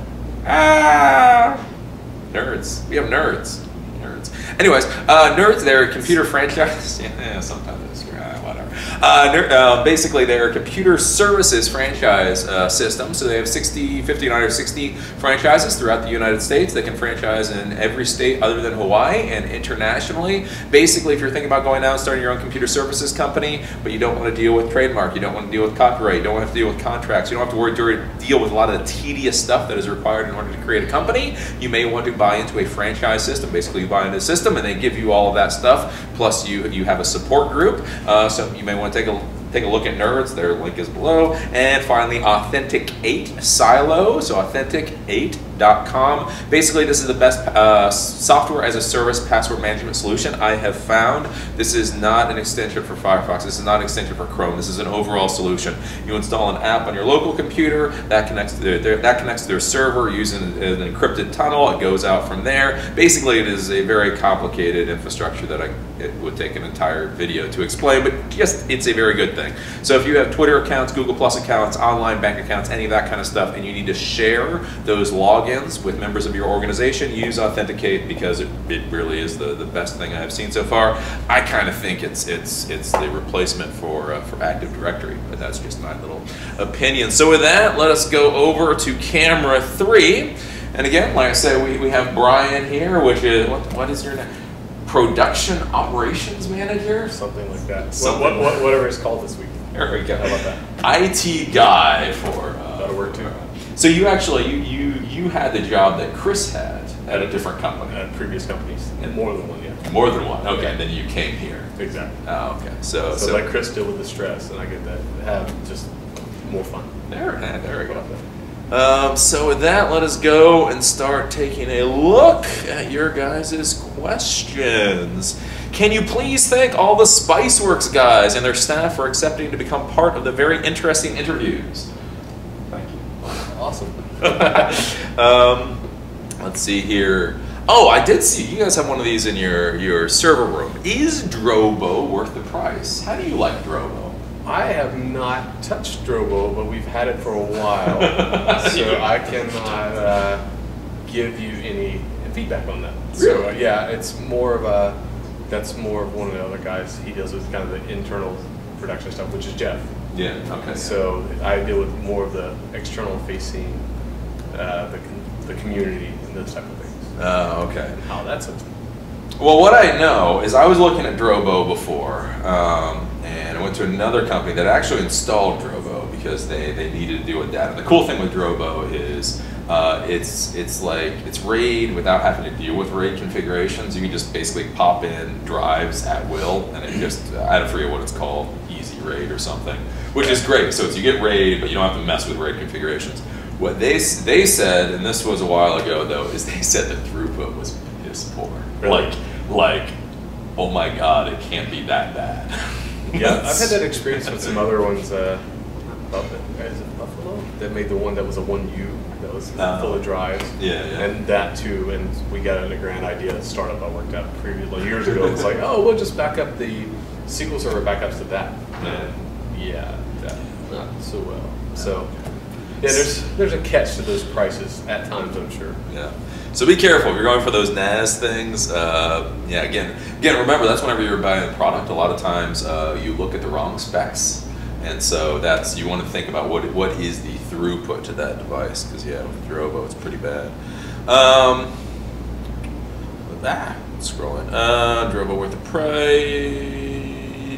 Question. Is the development of apps for the wearable technology going to be in a great boom in the coming years? I guess the question would be, in the IT world, because again, you've got to think about with technology, there's a consumer world and then the enterprise world, and they're really pretty different. Right. In the enterprise world, do you see any use for wearables? Actually I do. Really? I can't remember what company it was. I think Chris said it was Etsy or somewhere. The production manager bought all the engineers' wearables to see what their sleep patterns were, because that's one of the benefits of this, and see how much they were being woken up, and then what alarms were waking them up at those hours, and see if those alerts really needed to be triggered at those times, or would it have been better off to put a delay on those type of errors. So you think about that, like, well, one, that's great, you're concerned about their employees' health and not getting up constantly, but two, it's letting you know, like, hey, there's some things that from wearable tech that can help not only your personnel but your company, because you think about it, they could silence those alarms for hours, which really, obviously it's not mission critical, because they determine what's best for them. So yeah, I think it's going to be a huge market. Really, for enterprise? Yeah, I think the Internet of Connected Things, and as we head down that path, who knows when we'll get there. Well, do you guys ever have discussions? Back when cell phones. Or just cell phones. It's ridiculous that I actually remember when cell phones were new to the enterprise. But anyways, back when cell phones were new to the enterprise, one of the questions was, when does the workday end? So once you start getting to it's very cool that Etsy was worried about their employee sleep patterns. But the fact that Etsy was worried about their employee sleep patterns is also a little odd. That's a little odd too, and you find out a lot with people's cell phones. We have a lot, here or other places. Hey, I just got this phone. I want to connect my email. Yeah. Well, in my mind, sometimes it's like, okay, you want your email 24/7? Okay, that's great. Just it's learning how to set limitations on and expectations on when you're going to work. And I can remember, just as you had a cell phone, and I didn't dare give it out to anybody at work. It was like, no, if you want me, you can call my home number. But then this whole on call, and remember having pagers.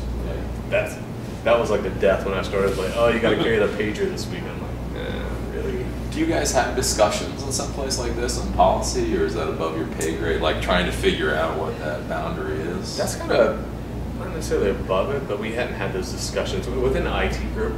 Just because, like I said previously, when it was off camera, like we're all pretty good about helping each other and want to be proactive. So we always kind of monitor our phones for our own benefits. Obviously, for like myself and Chris and Dave, one other sysadmins for production, kind of have to have it. It's like we get these alerts and alarms at all these hours, and we make our money online, so therefore we have to be prepared. So.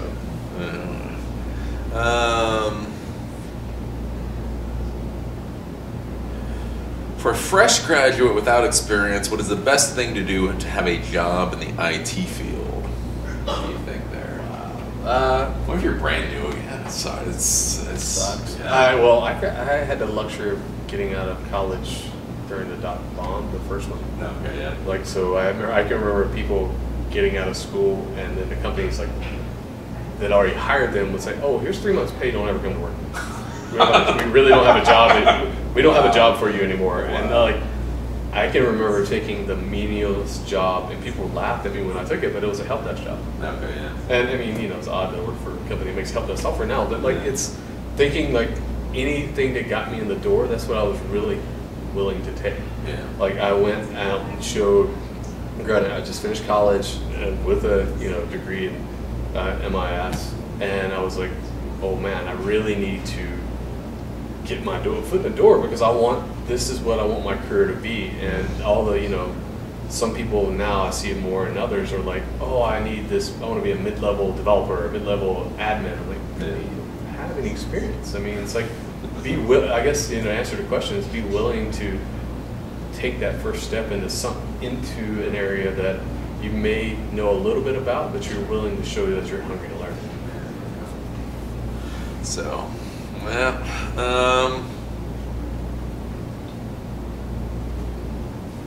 as far as creating a portfolio, what are some projects I can work on independently? So I always say go work for nonprofits, because again, they'll gladly take it. What's that? They'll gladly take it. Yeah, they will. They don't care your level. You're free, and so that's something you can put into your Spiceworks portfolio. I don't know. Is there any like home project? I mean, I don't know. Like, is there anything you can do at home that's impressive? No. One of the actually, it's funny. Our new VP of marketing, Sanjay, like before he got here, they showed one of his projects he'd already done, and it was like his home setup with all the monitors and stuff, and it was like totally, from an IT guy, so like, wow, you kind of geeked out yourself. So I mean, at least that kind of gets you an idea of like doing things on your own, or I had a guy that I once. He actually worked for me for years, but at first he didn't have any Exchange experience, and at the time we were like having so many massive problems with Exchange because it wasn't installed correctly in the domain, and he actually went out and took one of his old computers, built an Exchange server, and then said, "Oh, if you're having these problems, here's how to fix it," and like started emailing me. And I was like, wow, like this guy really showed, and he just did that all on that on his own. And I think now with like cloud and the cloud services or Amazon, it's easy for you to keep those projects and learn how to build things on your own. So yeah, think about nonprofits or building all this. But one thing you might think about: does anybody here mess around with Arduino boards? Because a lot of you guys are looking for experience, and the one thing with Arduino boards is they have projects. So it's kind of like the old Radio Shack thing, where you can go out and it tells you buy 3 motors, buy a resistor, and buy the Arduino board, and then kind of paint by numbers programming. Does anybody here play with Arduinos? I don't know. That'd be a good question to have. We should post that in the community. That'd be interesting to see. That'd be kind of scary. So yeah, some people might not want to. Somebody may not want to raise their hand. Like, I did that on the weekend.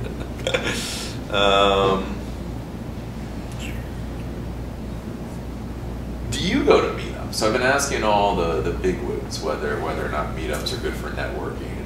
I think one of the arguments we get back to in Baltimore is it's really funny. Like, you have all the recruiters that go to the meetups, and you have all the newbies that go to the meetups. And that's kind of like, once you actually start making a real paycheck, all of a sudden, I meant to go there. Like, do you go to meetups? I go to the ones that recruiters ask me to go to.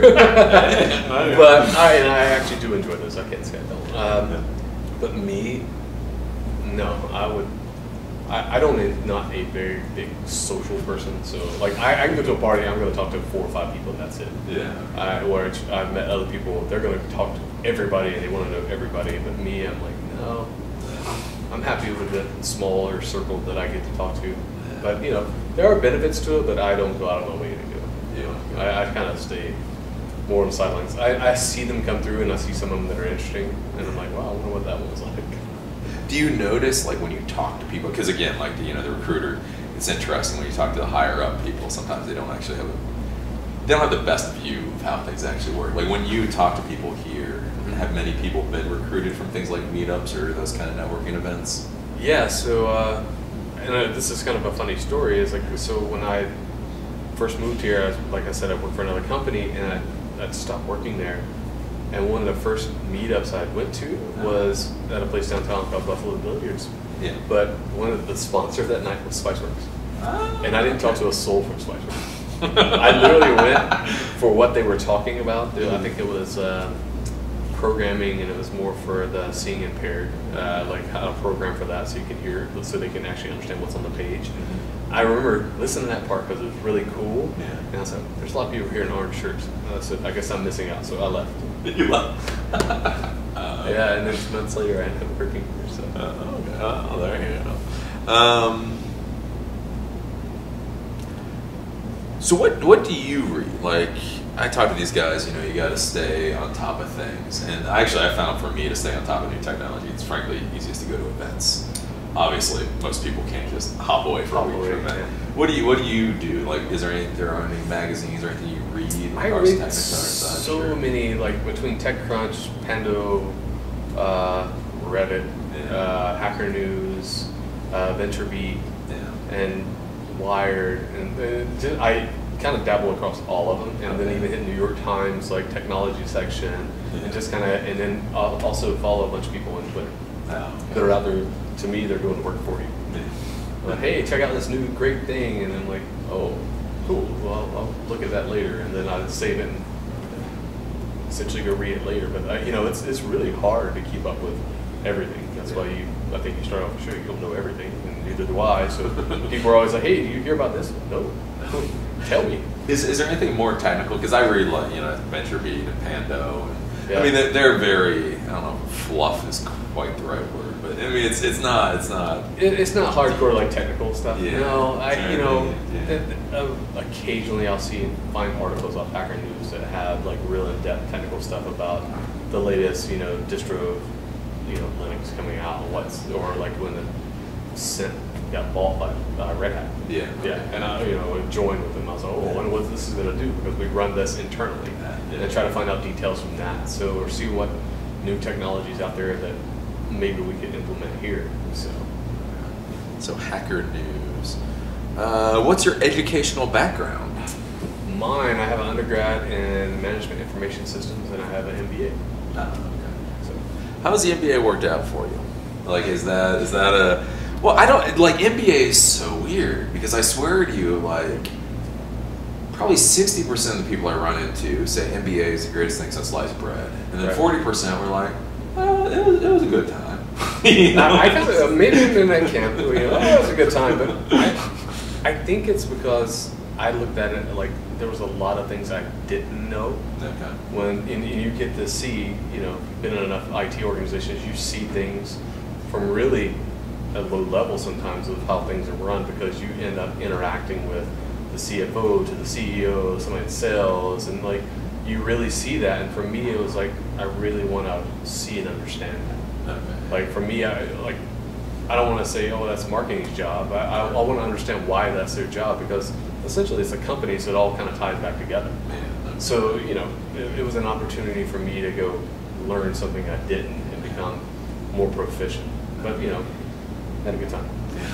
Yeah, good time. Do you go to conferences then? Do they? Because I know Spiceworks will be at Interop, but like how much do you get to go to that kind of? Somebody from our team did go last year. Okay. Had a really good time. You said. There's been things we've gone to. I particularly don't mind not going.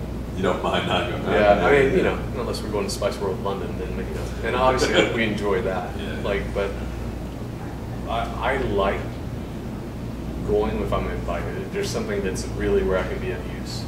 Yeah, then that's I'd love to go. And we've been sending more IT people. Yeah. So. But you don't just go to stroll window shop. I don't go.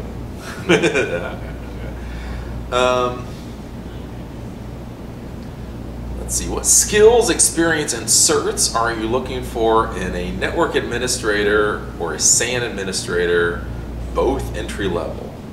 Is there an entry level SAN administrator? I don't think I'd want an entry level. Yeah, I was going to say, I've had a lot of experience with SANs, and I've screwed up, and so no, I don't guess an entry level job for that. So I don't know. Good luck if you get that job. Send us where you got hired at.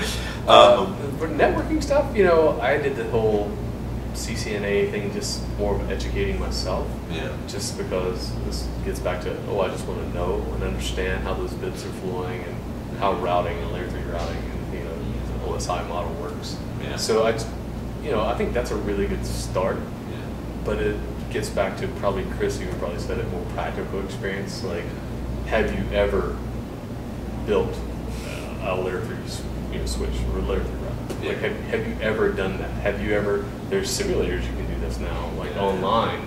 When I was in college, it was like, nope, there was none of that. It was like, well, there's something sitting over there, and hopefully you can get traffic to route through that correctly. So, are there any big because Chris is the head, but like for you, like when you're talking to people now, like MCS, it used to be the MCSE and CCNA. Does the MCSE still have its shine to like normal and no, because that's probably where Chris and I really agree on a lot of things. A lot of people are really good test takers. Yeah. So I met a lot of those when I first started out. Like, I have my MCSE. And I was like, wow, this must be great. So I ended up I took one of the tests, and I was like, oh, this is just a test. Like, This doesn't really mean I know everything and I'm proficient enough that if something happens, I can go fix it. So for me, it gets back to being able to stick your hands in it, whether if you have a crappy laptop you've built or some box you've torn apart, you're putting back together and you're demonstrating those skills, and that's, not to plug Spiceworks, but that's what the benefit of those projects are. Like the project I told you about when we were sitting down before we started is, how do you explain that on a resume? And you never could, but now you can with, projects within your profile on LinkedIn and especially Spiceworks. Okay. Let's see here.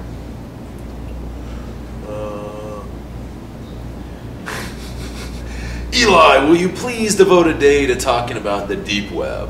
I actually did a number of classes about the deep web, the dark net, Tor, in which I laughed at it, but I did it because you guys wanted me to.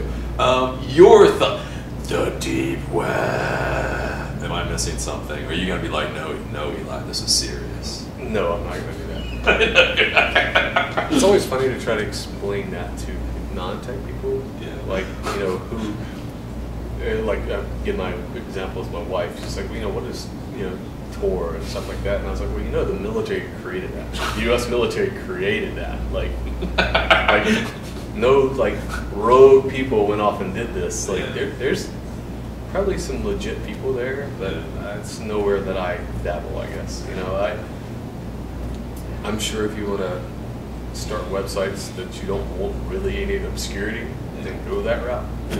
It's the opportunity is there to go do it. I mean, I kind of laugh at it too. Okay.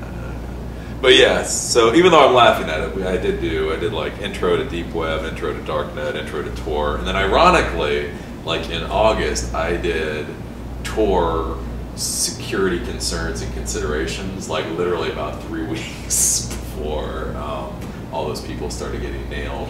Oh, really? Yeah. So when you were talking about SIP, or were you?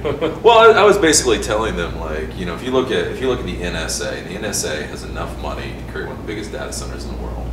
So I was like, well, if I was the head of NSA, I would take $30 million and I would just spin up a whole crap ton of exit notes and have them seem as if they're all over the world, and then just man in the middle attack everything going through them. It's funny, like, how many people don't realize how big the NSA is. Like, it's 6 times the size of the CIA. Oh, yeah, wow. Okay. Yeah, it's literally, I think, 6 times the personnel of the CIA. Yeah. And, when I lived in the Northern Virginia area, I had friends of mine that worked there. And I was like, and it's funny to think now, but so this was 2002. I was like, oh, you guys listen to phone calls today? Maybe that was a little hitting closer home than I thought. Why are the mic and acoustics so bad in this live recording? Disappointed. Boy, when I get home, I'll give you a piece of my mind. The acoustics aren't the best here because, again, we are actually in a rather large room, and I use one microphone in order to do these videos. And the reason is because, like, Spiceworks, I've actually seen their video department, and believe me, I'm incredibly jealous of their video department, except for the fact they really suck at managing employees, and they've got a lot of staff on their video department. So they are impressed with my whole setup because it takes them like 6 staff to run one of their shows, and it is just little old me here. And so again, one of the things you guys have to think about with technology is every single component in a system can fail. So the more things you have in the system, the more opportunity there is for it to fail. The more opportunity there is to fail, the more help support staff get paid. And so I use the one shotgun mic because even though it doesn't always have the best acoustics, it's one mic to break. If I start using lapel mics and having to equalize and all that kind of crap, then I have to employ people, and then I'm a horrible manager, and then it just gets bad. So yes, you guys have to deal with bad acoustics every once in a while because, yep. Let's see here. I'm a recent business information system graduate with half a year experience in IT, but I'm having trouble finding work in IT. My CV cover letters are not the problem. What am I doing wrong? I have a passion for IT and services, but why can't I get my foot through the door so that they can see what I am capable of? Any advice, recommendations? So if he's CV, he's probably European, I guess. I was going to say, where are you located? That's probably my first question. They're an international audience. On a farm in Bratislava or something, then no matter what your resume says or what your passion is. So that's one thing geographically, because that's one of the issues I talked to you guys about since you guys watch this live, literally any in the world. We have people in Mogadishu watching this, and so it's all geographically. So I know, like in Baltimore, I can specifically say. In Austin, you maybe specifically say, but even in Houston, which is 2 hours away, you may not know the situation there. Yeah, I mean, it's tough. I mean, I lived in Southern California in a tiny beach town. There was not IT there. I mean, there was not really an IT service, and it didn't matter how much passion I had or what projects I worked on. I mean, you have to be willing to go to the opportunities. They're not always going to knock on the door and say, hey, come over here. So it's kind of like putting yourself in those situations.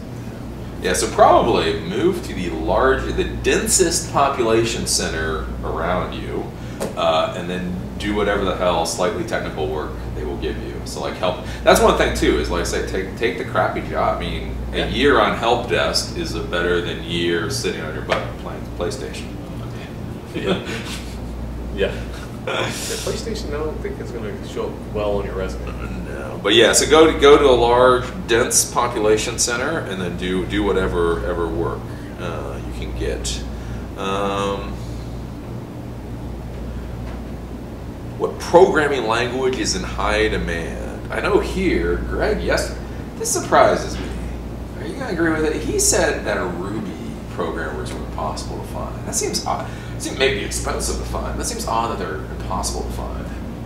Did he say they were hard to find, or the hard to find is the one that we wanted to fit our culture? So. But I thought Rubies were all hipsters. I thought they were all like, dude, I'm a Ruby programmer. Yeah. I always laugh at them because I always call them the hipster programmers. Yes, that's true. That's so I talked to somebody in town one time. We were at dinner, and they said, "Well, what do you guys have written?" And I said, "Oh, Ruby on Rails." Oh, hipster code. It is. And I was like, "What do you guys written in?" He said, "Oh, C++." I was like, "Oh, archaic. Oh, way to progress." I think they are, to be honest with you, really good, high quality. Yeah. Like they really, get what we're doing. And I think a lot of the people we've interviewed, they have to be really fit in our culture too. I mean, so finding that right mix is not necessarily a unicorn, but I think we are very picky about the people, the quality that we expect from those people. But like what? I mean, like because you guys keep hammering this culture thing, and I mean, I've been wandering around here for 3 days, maybe I'm missing something. But I mean, you've got a very fun corporate culture here, but right. I mean, it's not like it does not appear to be like, oh my, this is like the weirdest place I've ever been in my life. No, I don't think. No, I think it's how many bad ones have you worked for, and it makes you appreciate it that much better. Yeah. That you have a different feeling about it. Like, I've seen people come in and this be their first job, and I literally said, really don't know how lucky you are, because after working, like I've worked at failed startups before, and it was like a shouting match every day between people, and it was like, really, wow, and that really doesn't go on here. And it's very, the whole creativity, ownership, passion here it is a real thing. And it's kind of hard to understand by walking around, but when you literally say, and I think I explained a little bit to you, like, of our team is like, hey, I don't know how to do this. Can someone help me? Yeah, no problem. And it's not degrading you because you don't know it. It's because, hey, here's how you do it. And I've worked in environments, like I said, I had Chris's job, and the site would be down, and it was like running around like somebody's hair is on fire. The sky is falling, and people blaming you, and we're missing money, and it really doesn't go on down here. It's not that we don't care if things happen, but it's more important to figure out why it happened, how we're not going to let it happen again, as opposed to blaming you. It's like shame and blame I've been in places. So here it's, being exceptionally bright, and then also fitting in with the culture is a really big thing. And I'm glad that they have those standards that set off before me. I'm glad I squeezed it. I guess. Squeezed it. Yep. No problem. Then your question, blah, blah, blah. Yeah, then they get into this whole conversation thing. What platform, blah, blah, blah, not sure. Java, cool. Do you guys use a lot of Java? Because Java somehow has become like the #1 programming language. I haven't heard you guys talk about Java at all, surprisingly. No, Java's evil. No, Java is evil. There you go. Why is really you don't use any? No, because Java, like they just did like a 2013 most programmer, and Java was ridiculous. Really? Like Java was like, and the next thing was like, yeah. So you guys don't use any Java around here? Not that I'm willing to claim. How about that? Not that you're willing to claim. Okay. Yeah, Clang. You're speaking Greek. Statement. Audio is so bad. Okay. I don't know what you people want. Eli, can you please thank... Oh, yeah. I've already thanked the Spiceworks guys. Uh-oh. Wait a minute. What the hell? I'm getting like a repeat. Come on. Scroll. YouTube is screwing with me. The comment. No, like I scroll through the comment. Okay. Dude is cocky. This dude is cocky. I don't know if you're cocky, dude. That's so funny with these people. It's like, have you met IT staff? Because like they always talk like, oh, you're arrogant, you're egotistical, and it's like, yeah, no, I'm a geek. No, I'm not cocky. I don't think you are. You can call it a lot of things. That's not one of them.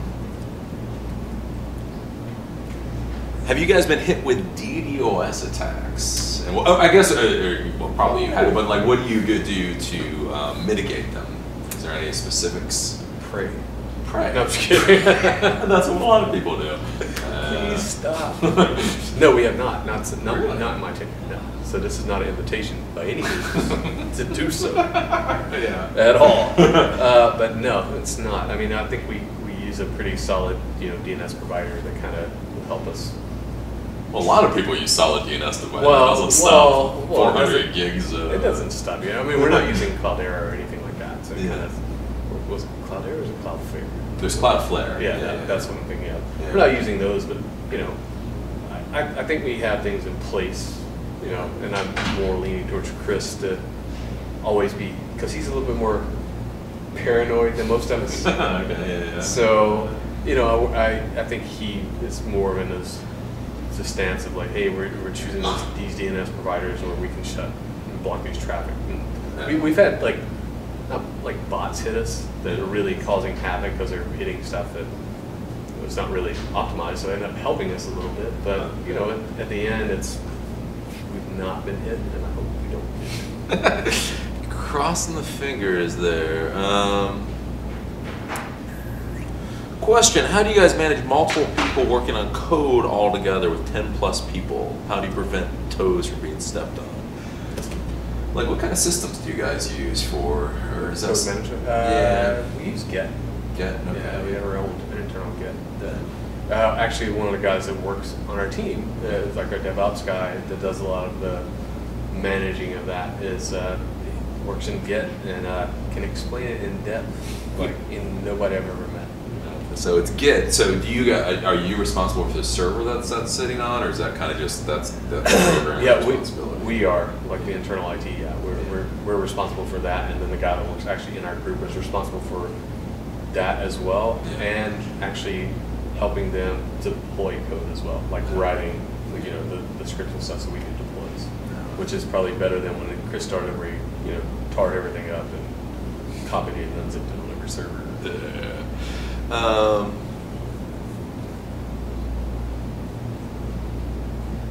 Clap. Looking to broaden the question. Spiceworks is, where is it located, and are they hiring now? So yes, Spiceworks is located in Austin, Texas, and from what I've talked to the other people, you guys are hiring. I guess if you go to spiceworks.com, there's a jobs link, and you click on the jobs link, and you see what other jobs are. Yes. Not quite sure, something along those lines. Yep. Definitely. Do you guys deal with interns at all? Yes, we have a flood of them every year. Do you have a flood? Do you get IT? Because I'm shocked how small the IT staff is for. We've had 2 IT interns since I've been here. One was Greg's son. Okay. Which was actually great, to be honest with you. And then we had a UT intern last year that actually dropped out of school and then went and did his own startup. Huh. So good for him. Yeah. But we do get a lot of programming interns. We get some in marketing and stuff as well. So do you guys decide, does the IT company, do you decide when you want an intern and then post something, or do you just get somebody saying, hey, I'd like to be an intern, and you go, I got a good resume, let's intern? We decide that. You know, the guy actually last year was a really heavy Cisco guy, okay. you know, network guy. Yeah. So, you know, we had a lot of things that, you know, technical debt from the past we were just trying to clean up, and he helped with a lot of that. And then a lot of other developers come from schools from all over, you know, like a lot of local, you know, UT and Rice and things in Houston. Yeah. But I mean, we've had, you know, interns from Harvard, I think, and others, you know, bigger schools and Carnegie Mellon and stuff like that. But like when you're talking about an intern, like with these guys, an intern, you're not talking about noob. You would be surprised, like some of the stuff I've seen, like really, yeah, they come in and like, well, first of all, you know, you and I were joking about the whole Mac thing, but like they come in and say, oh, we want a Mac, well, you know, I want a Pony, so. And it's not that we don't do that, but like, you know, you get a flood of 20 plus interns, yeah, you're not going to go buy 20 some Macs that are just going to come back right back. So, you know, we've helped them with the tools and stuff that to make them, while they're here, comfortable as long as they're willing to work with those tools. I have seen some interns that are new enough to say, I don't understand why I don't get paid every week. And that's a real thing. And I'm like, and for when I first heard it, I was like, that's a joke, right? They're like, no, he wanted the payroll to run every week for him. He thought he should be paid every week. So that is very new. Okay. And even noob in not technology so much, but they do have an understanding and principle of like what they are supposed to do. So yeah, but I mean, you're not hiring somebody that, I mean, doesn't know how to put RAM in. No. Okay. No. Okay. You're not not that level. Yeah. Okay. So what do you think about the A+ certification? You know, I took the A+ certification in 1997. Wow. Does anybody care about that anymore? Like, if you see the A, like I actually say what's kind of horrible because a lot of these guys want the A+ certification, and I actually say when I had employees, when I saw the A+, and that's basically all the person had, it was actually a black mark. Really? Well, because I kind of thought, oh, this guy thinks the A+ matters. Oh, okay. So I took it, just to be clear, is because the company, I was looking for an internship, and the guy was like, yeah, you have to have an A+ before we consider you. No. I was like, well, how hard can this be? And I like, mind you, I knew very little about it, and I was like, oh, that's not bad. Yeah. So I took it, and then ended up getting an internship anyway. But, I mean, you know, I'm not a huge proponent of like certs, but you know, some people get a lot of benefit out of them and have like a really in-depth understanding of everything from certs. Yeah. But to me, it's like really doesn't matter to you. You've made a lot of mistakes, like, you know. So then what would you do? So let's say you plan B. So I know you love it at Spiceworks, and Spiceworks is wonderful. This is where you want to retire. Blah blah. BS. Okay, let's say Spiceworks blew up tomorrow. So you're saying you don't like certs. You don't like. How would you get another job? Spiceworks goes boom. How would you go about finding another job at this point? Go to networking events. No, I'm kidding. Go meetups. No, I would, you know, it would probably force me to go do my own thing. Like, honestly, yeah, not necessarily in IT, but some other things that I've worked on in the past have kind of helped push me a little bit more in that direction. But I mean, if there was another job I wanted to go get, there's enough jobs in this area. That goes back to the geographic thing you said earlier. Yeah. There's enough opportunities in this area where you can get another job. So I mean, I would go to, you know, Indeed's website or wherever, job fight, and look for jobs and opportunities that fit the skill set that I was looking in IT. You know, if that's the next job I wanted to go get. Okay. What's the most difficult situation you have had in your career? The biggest mess you've done? What's the biggest mess I've done or been in? That's probably two different things. Biggest mess I've done? I deleted the credit card table at a startup because I thought I was on the staging server and I was actually on production. I dropped the table. Damn. But the backup I literally ran 4 minutes before I did that. Oh, well, there you go. I was literally like, dropped it and like, oh shit. Oh, and I was like, okay, this will never happen again. And like, but that's the biggest mess I've done. Yeah, that kind of sucked.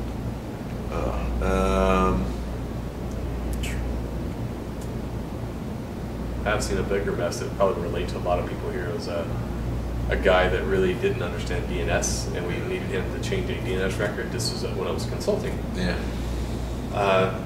They did a bunch of network stuff, added new services. Well, he logged into Network Solutions. Yeah. Changed DNS, he said. I didn't think anything of it because we were in the building. The next morning, I wake up and my old boss is calling me and said, "Hey, what's going on with the site?" I said, "What do you mean?" So I pull up this website, and it has the Network Solutions guy with the shovel under construction. What he had done, we pointed the DNS to, we had not Dynac, but it was a Dyne or somebody like that managed DNS, but we bought the domain from Network Solutions, so we just pointed up. He clicked to make Network Solutions the DNS. And it was like a mad scramble to point everything back, but of course, nobody remembered the IP addresses that everything was mapped to. He didn't have a job much longer after that. But, I mean, I felt really bad for him, but like, it's bad to say, but he was a certified guy and did not basically understand how DNS worked. Damn, yeah, that'd be bad. So that's the biggest mess I've witnessed. And I mean, like talking about stopping a business in its track, taking it off the internet and having just a shovel. I was like, that is also documentation, though, because that's a problem. Is you get somebody you think is fine, and they screw it up. But then the worst part is you got to unwind that. And then if you don't have the documentation, or you don't even know, like, where do we put that? Well, it's like even here we used to joke with Chris, like, "Oh, you're the bus factor. You get hit by a bus, oh hell." Like for a while, he was the only one that knew all the passwords to the switches. So what is your refresh cycle? I think I talked with Chris yesterday. It was like 3 years. Is that? Yeah, it's 3 years. He has some servers that I think need to be taken out and shot. Well, he said you had like some 6-year-old server, but he was saying you have a ridiculous refresh cycle on your new servers, like a year or two. Yeah. What is in a production environment? Yeah. I don't quite get that though. That seems. Yeah, it's just more horsepower that we've needed, like as we've grown in the last 2 years, even since I've been here. It's kind of insane to think about. Like, yeah, we had this for us. Like, we had a gig connected backbone in our production environment, and now that was getting choked. We're pushing so much data through, so now we have 10 gig. Okay. And I hope I don't see that get choked anytime soon. But it was interesting to see, like, you get all these like flapping warnings from Nagio, so like, hey, this thing is losing connectivity or intermittent, data packet loss. And you're like, what is that from? Wow. And they come to find out the networking equipment. And it was not old networking equipment. I'm talking about some of the stuff that had been here, like right when I got here. So it was like not even a year and a half old. Wow. And now it's like, time to upgrade. Well, in an environment like this, can't you just buy a little more future? That's the whole thing, is figure out what you need, then spend $1,000 more to buy whatever that is. Yeah, plan for the future. You can't, because I'm just saying, like, a year seems like such a fast cycle. It is. It's one of those things, like, if you would have said that when we got it, I'm like, no, we're fine. Like, these are better performance switches, and routers, we're good. Yeah. And the same thing is, you still get unexpected things. We had a new load balancer, and now, Cisco dropped out of the market for load balancers. They're, so it's, so we use something else now. Yeah. So, you have things like that happen, or hey, we don't make that particular brand, and we want that server. Oh, well, you know what? Here's this server, and this is the newer, latest and greatest. Yeah. So we try to add, adding capacity. You don't always get one for one. And then, some of the guys are like, well, if you want to replace these, I'll give you a discount if you replace all of them. And so, some of that makes economical sense. So with you guys, with the IT, do you get like, when I worked in the corporate world for our data centers, we would get like the insane maintenance plan, like Dell or HP, like had to be on site with the part in 6 hours. Do you guys do that kind of stuff in your maintenance plans? We have a 2-hour replacement on critical need things. Yeah. With stuff in this building. Okay. And the reason I say that, because we went to do an upgrade on one of our core switches, and it died. And I literally got here, and it was the intern that we'd hired, and Chris sitting here, and I was, what are you guys waiting on? They were like, they said, oh, this guy's going to be delivering one. I said, it's 10:30 at night. They said, well, I got to be here. Wow. And they literally showed up 2 hours later. So yeah, on critical stuff, yeah. Like if it's your laptop, no, we got, next day replacement or hardware replacement. So it's not too crazy. And then, Apple, they got an appointment with a genius. Well, do you guys, for a company like this, I mean, do you bother with swapping hard drives or RAM, or is that just maintenance contract out? No, we do it. Yeah, like we have really awesome, like the help desk guys are here really great, probably more patient than I've ever been in my life. So they're really good about trying everything and swapping the hard drive out and trying to find what's really broken with the components, and then going above and beyond and make sure that user's happy, and then like, okay, this is bad, so we're going to ship this back and get this back. Try to keep everything rehabbed as long as we can, because we do try to get 3 years out of most of our machines. So.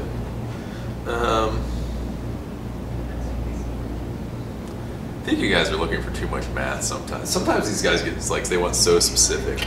As far as hiring goes, what's the ratio of post-high school education to actual experience you guys look for? I don't know, man. How long's a piece of string? I don't know. Yeah, I think that's like, just go out and get experience.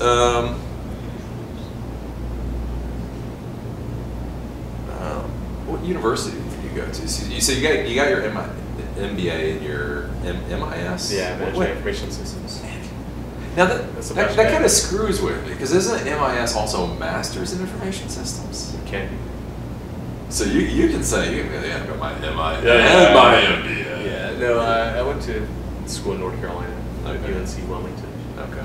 So it's a small school. I mean, I say small, it's like 14,000 people there now. Yeah. But when I was there, it was like under 10. So, I mean, it's, it was a good school. It gave me an opportunity to learn some business stuff that have, I took a ton of math, which I used to think, why the hell am I taking calculus and linear algebra and like this? But, I took C++, and then I took Java, and I was like, oh my God, this is horrible. And, it's like object-oriented programming, what is that for? And, so I learned a lot about concept and design, which I used to kind of laugh at, but I'm glad now that I haven't. So I'm not a developer by trade at all. I'm really glad I didn't go that path. Yeah. But at least I have a really good understanding of what it is they do and what problems they have. Okay. So that kind of helps. I mean, I know a lot of people say, drive those questions like, oh, so you're a developer? And I'm like, no, I'm not a developer. Or, they get the opposite end. Oh, can you come fix my computer? Like, no. So, do you have any regrets on your particular school? Like, no. Is there something that would have? No, I'm kind of glad now, looking back at it, that I came along in that time when everything was moving online. Like shopping and travel and things like that, because it was a really interesting time to kind of learn, because it changed so fast. So you really couldn't be a lackadaisical student if you want to go out and get that job. Yeah. You may not get asked to do any of that stuff that you did in school, but at least I found when I was going through the job market search, and since that's a lot of your questions, is a lot of people want to know that you like what you were doing enough to talk about it. Okay. Yeah. So whether that was reading articles or practical experience, even if you're not going to do that in your job, knowing that you're going to be up on top of trends. I was surprised when I've interviewed people, and I'm not even joking. This is 2003. Yeah. The guy really said he'd never used Google. And I'm like, That's and he referred to things like, we were Microsoft Shop, and the guy was like, hey, so am I going to get to touch the SQL? Well, we have database guys, and that's kind of their domain. We do have a DBA that works with us. That's kind of his thing. No, I'd really like to touch the SQL. And I'll tell you, since a lot of your company, a lot of your things are about not interviewing. I had a guy, and if Chris was here, he'd probably tell you too. And if you're talking to him, you can ask. Yeah. I was reading his resume, and I was like, hello. And I said, oh, I see you have Oracle on your resume. I said, can you tell me about your Oracle experience? Not that we use it here, but I was just curious about it. He said, well, I have the CDs, and I haven't got around to installing it yet. On his resume. On his resume as a skill. So, don't lie. Don't lie. Let's see here. What do you think about online courses? What's your personal opinion? I don't like them too much because I can't. I'm kind of one of those guys, like, I'm not a teacher's pet, but I have to be in the front row so the teacher can smack me. Like, I know I have to get smacked. Like, how do you feel about, like, online courses? I like them. I really do. Well, I like certain ones, and I've taken a few. I took one at Stanford gave away for artificial intelligence programming, which I did horrible at. But, I mean, but it was really cool because the teacher responded to everything and even answered questions and really went through. And I was like, man, this is a great way to learn. And to me, it was like, because I'm pretty disciplined enough to sit down and do it. Yeah. And I find a lot of people, if they're not in a class, like you said, and there's not somebody slapping them, it's like, So, but I think it's a good way. Like, I think Skillshare, I think they launched something today. They're going to have like a Spotify model where you pay in like a subscription fee and just can take classes. Oh, yeah. I think they launched something like that today. It was in the news today, I should say. Your opinion, Cisco or Juniper? I think you guys run Cisco, but what's your thoughts on Juniper nowadays? I've used Juniper when I worked at the Department of Defense. They were great. They were great. Yeah. Because I've heard they're like, for most things, they're as good as Cisco, but they're not the name, so you get it for like a quarter the price. Is that about what it is? Probably. I mean, I can remember when I moved to California and I was a consultant, and that was what they sold was Juniper net screenings, firewalls. Yeah. And I used to go install those. I never had any problems because they were not super expensive, and they did so much for those small, medium-sized businesses. Like, I mean, I think they were one of the first people that were offering like content filtering or spam filtering at the firewall level, which was good, but it was also bad from a standpoint they would call you, hey, I'm not getting this or this and this. I'm like, oh man, I just left. I just left. Gotta go back. Let's see here. Is it possible? Oh, yeah. Is it possible to be an AHA agent, at-home agent, while working for Spiceworks? They are very exceptionally, surprisingly, shockingly anti-telecommuting, unless you apparently are brilliant and live in Chicago. Like, whoever it is that lives in Chicago, that is the man. Otherwise, they're like, no. Yeah, we have people that work from home, but they mostly come in the office. Like, well, and I've done it too. Like, hey, I'm working from home today. Yeah. But not. But you guys are like serious. Like, when you guys talk about like a lot of companies. Well, how can you have culture when you don't have people in the office? Like, how are you interacting with people? I don't know, but most companies, they're all about culture, except for 50% of people work from home. You guys, these guys seriously are. I mean, like it or not, you guys are like, you care about. Well, it's like, culture. I think Yahoo said, hey, we're stopping people from working home. We're going to build this company and rejuvenate the culture. Yeah. I was like, wow, that's great. They're taking it under control. And I remember somebody was like, well, I don't get it. All these people. I said, well, how can you have culture when you got a huge workforce that sits at home? Yeah. Like, how are you interacting with people? Like, how are you keeping the flow of ideas and like really doing it? Not unless you're one of these companies that always over communicates and you're using tons of tools to chat and stuff online. Yeah. Do you really want to just set cameras up on everybody? All right, let me go. Let's see, one final question, and darn it, that's the last comment. Any questions? No? I think that's about the end of the questions for today. So, thank you for sitting here with me, teaching us about the IT. So I ask everybody at the end of these things, like, is there any golden nugget? I tell my fan base, like, you sit through things for like hours and hours, and you look for that one little, like, it'll be like 15 seconds of like, oh my God. Like, do you have any like golden nuggets that you found in your professional life? Just be receptive to criticism and feedback. Okay. Like, I mean, I think a lot of people get so wrapped up, especially it seems like now, it's like ego. Like, ego can be a very damning, and ego and pride can be a very damning thing. It's okay to do things wrong, and it's okay not to know. Yeah. Okay. And just be willing to accept those faults, and just, you'd probably be a lot better off in your career and personal life too. Cool. Well, thank you for sitting with me, and I will see you guys 3 p.m. Eastern Standard Time tomorrow, and we are going to be interviewing the mobile device management co-founder. I think tomorrow we're interviewing somebody, another good person. So come back, watch, and yeah, that's good. So I will see you guys 3 p.m. Eastern. What am I looking at? 3 p.m. Eastern Standard Time tomorrow.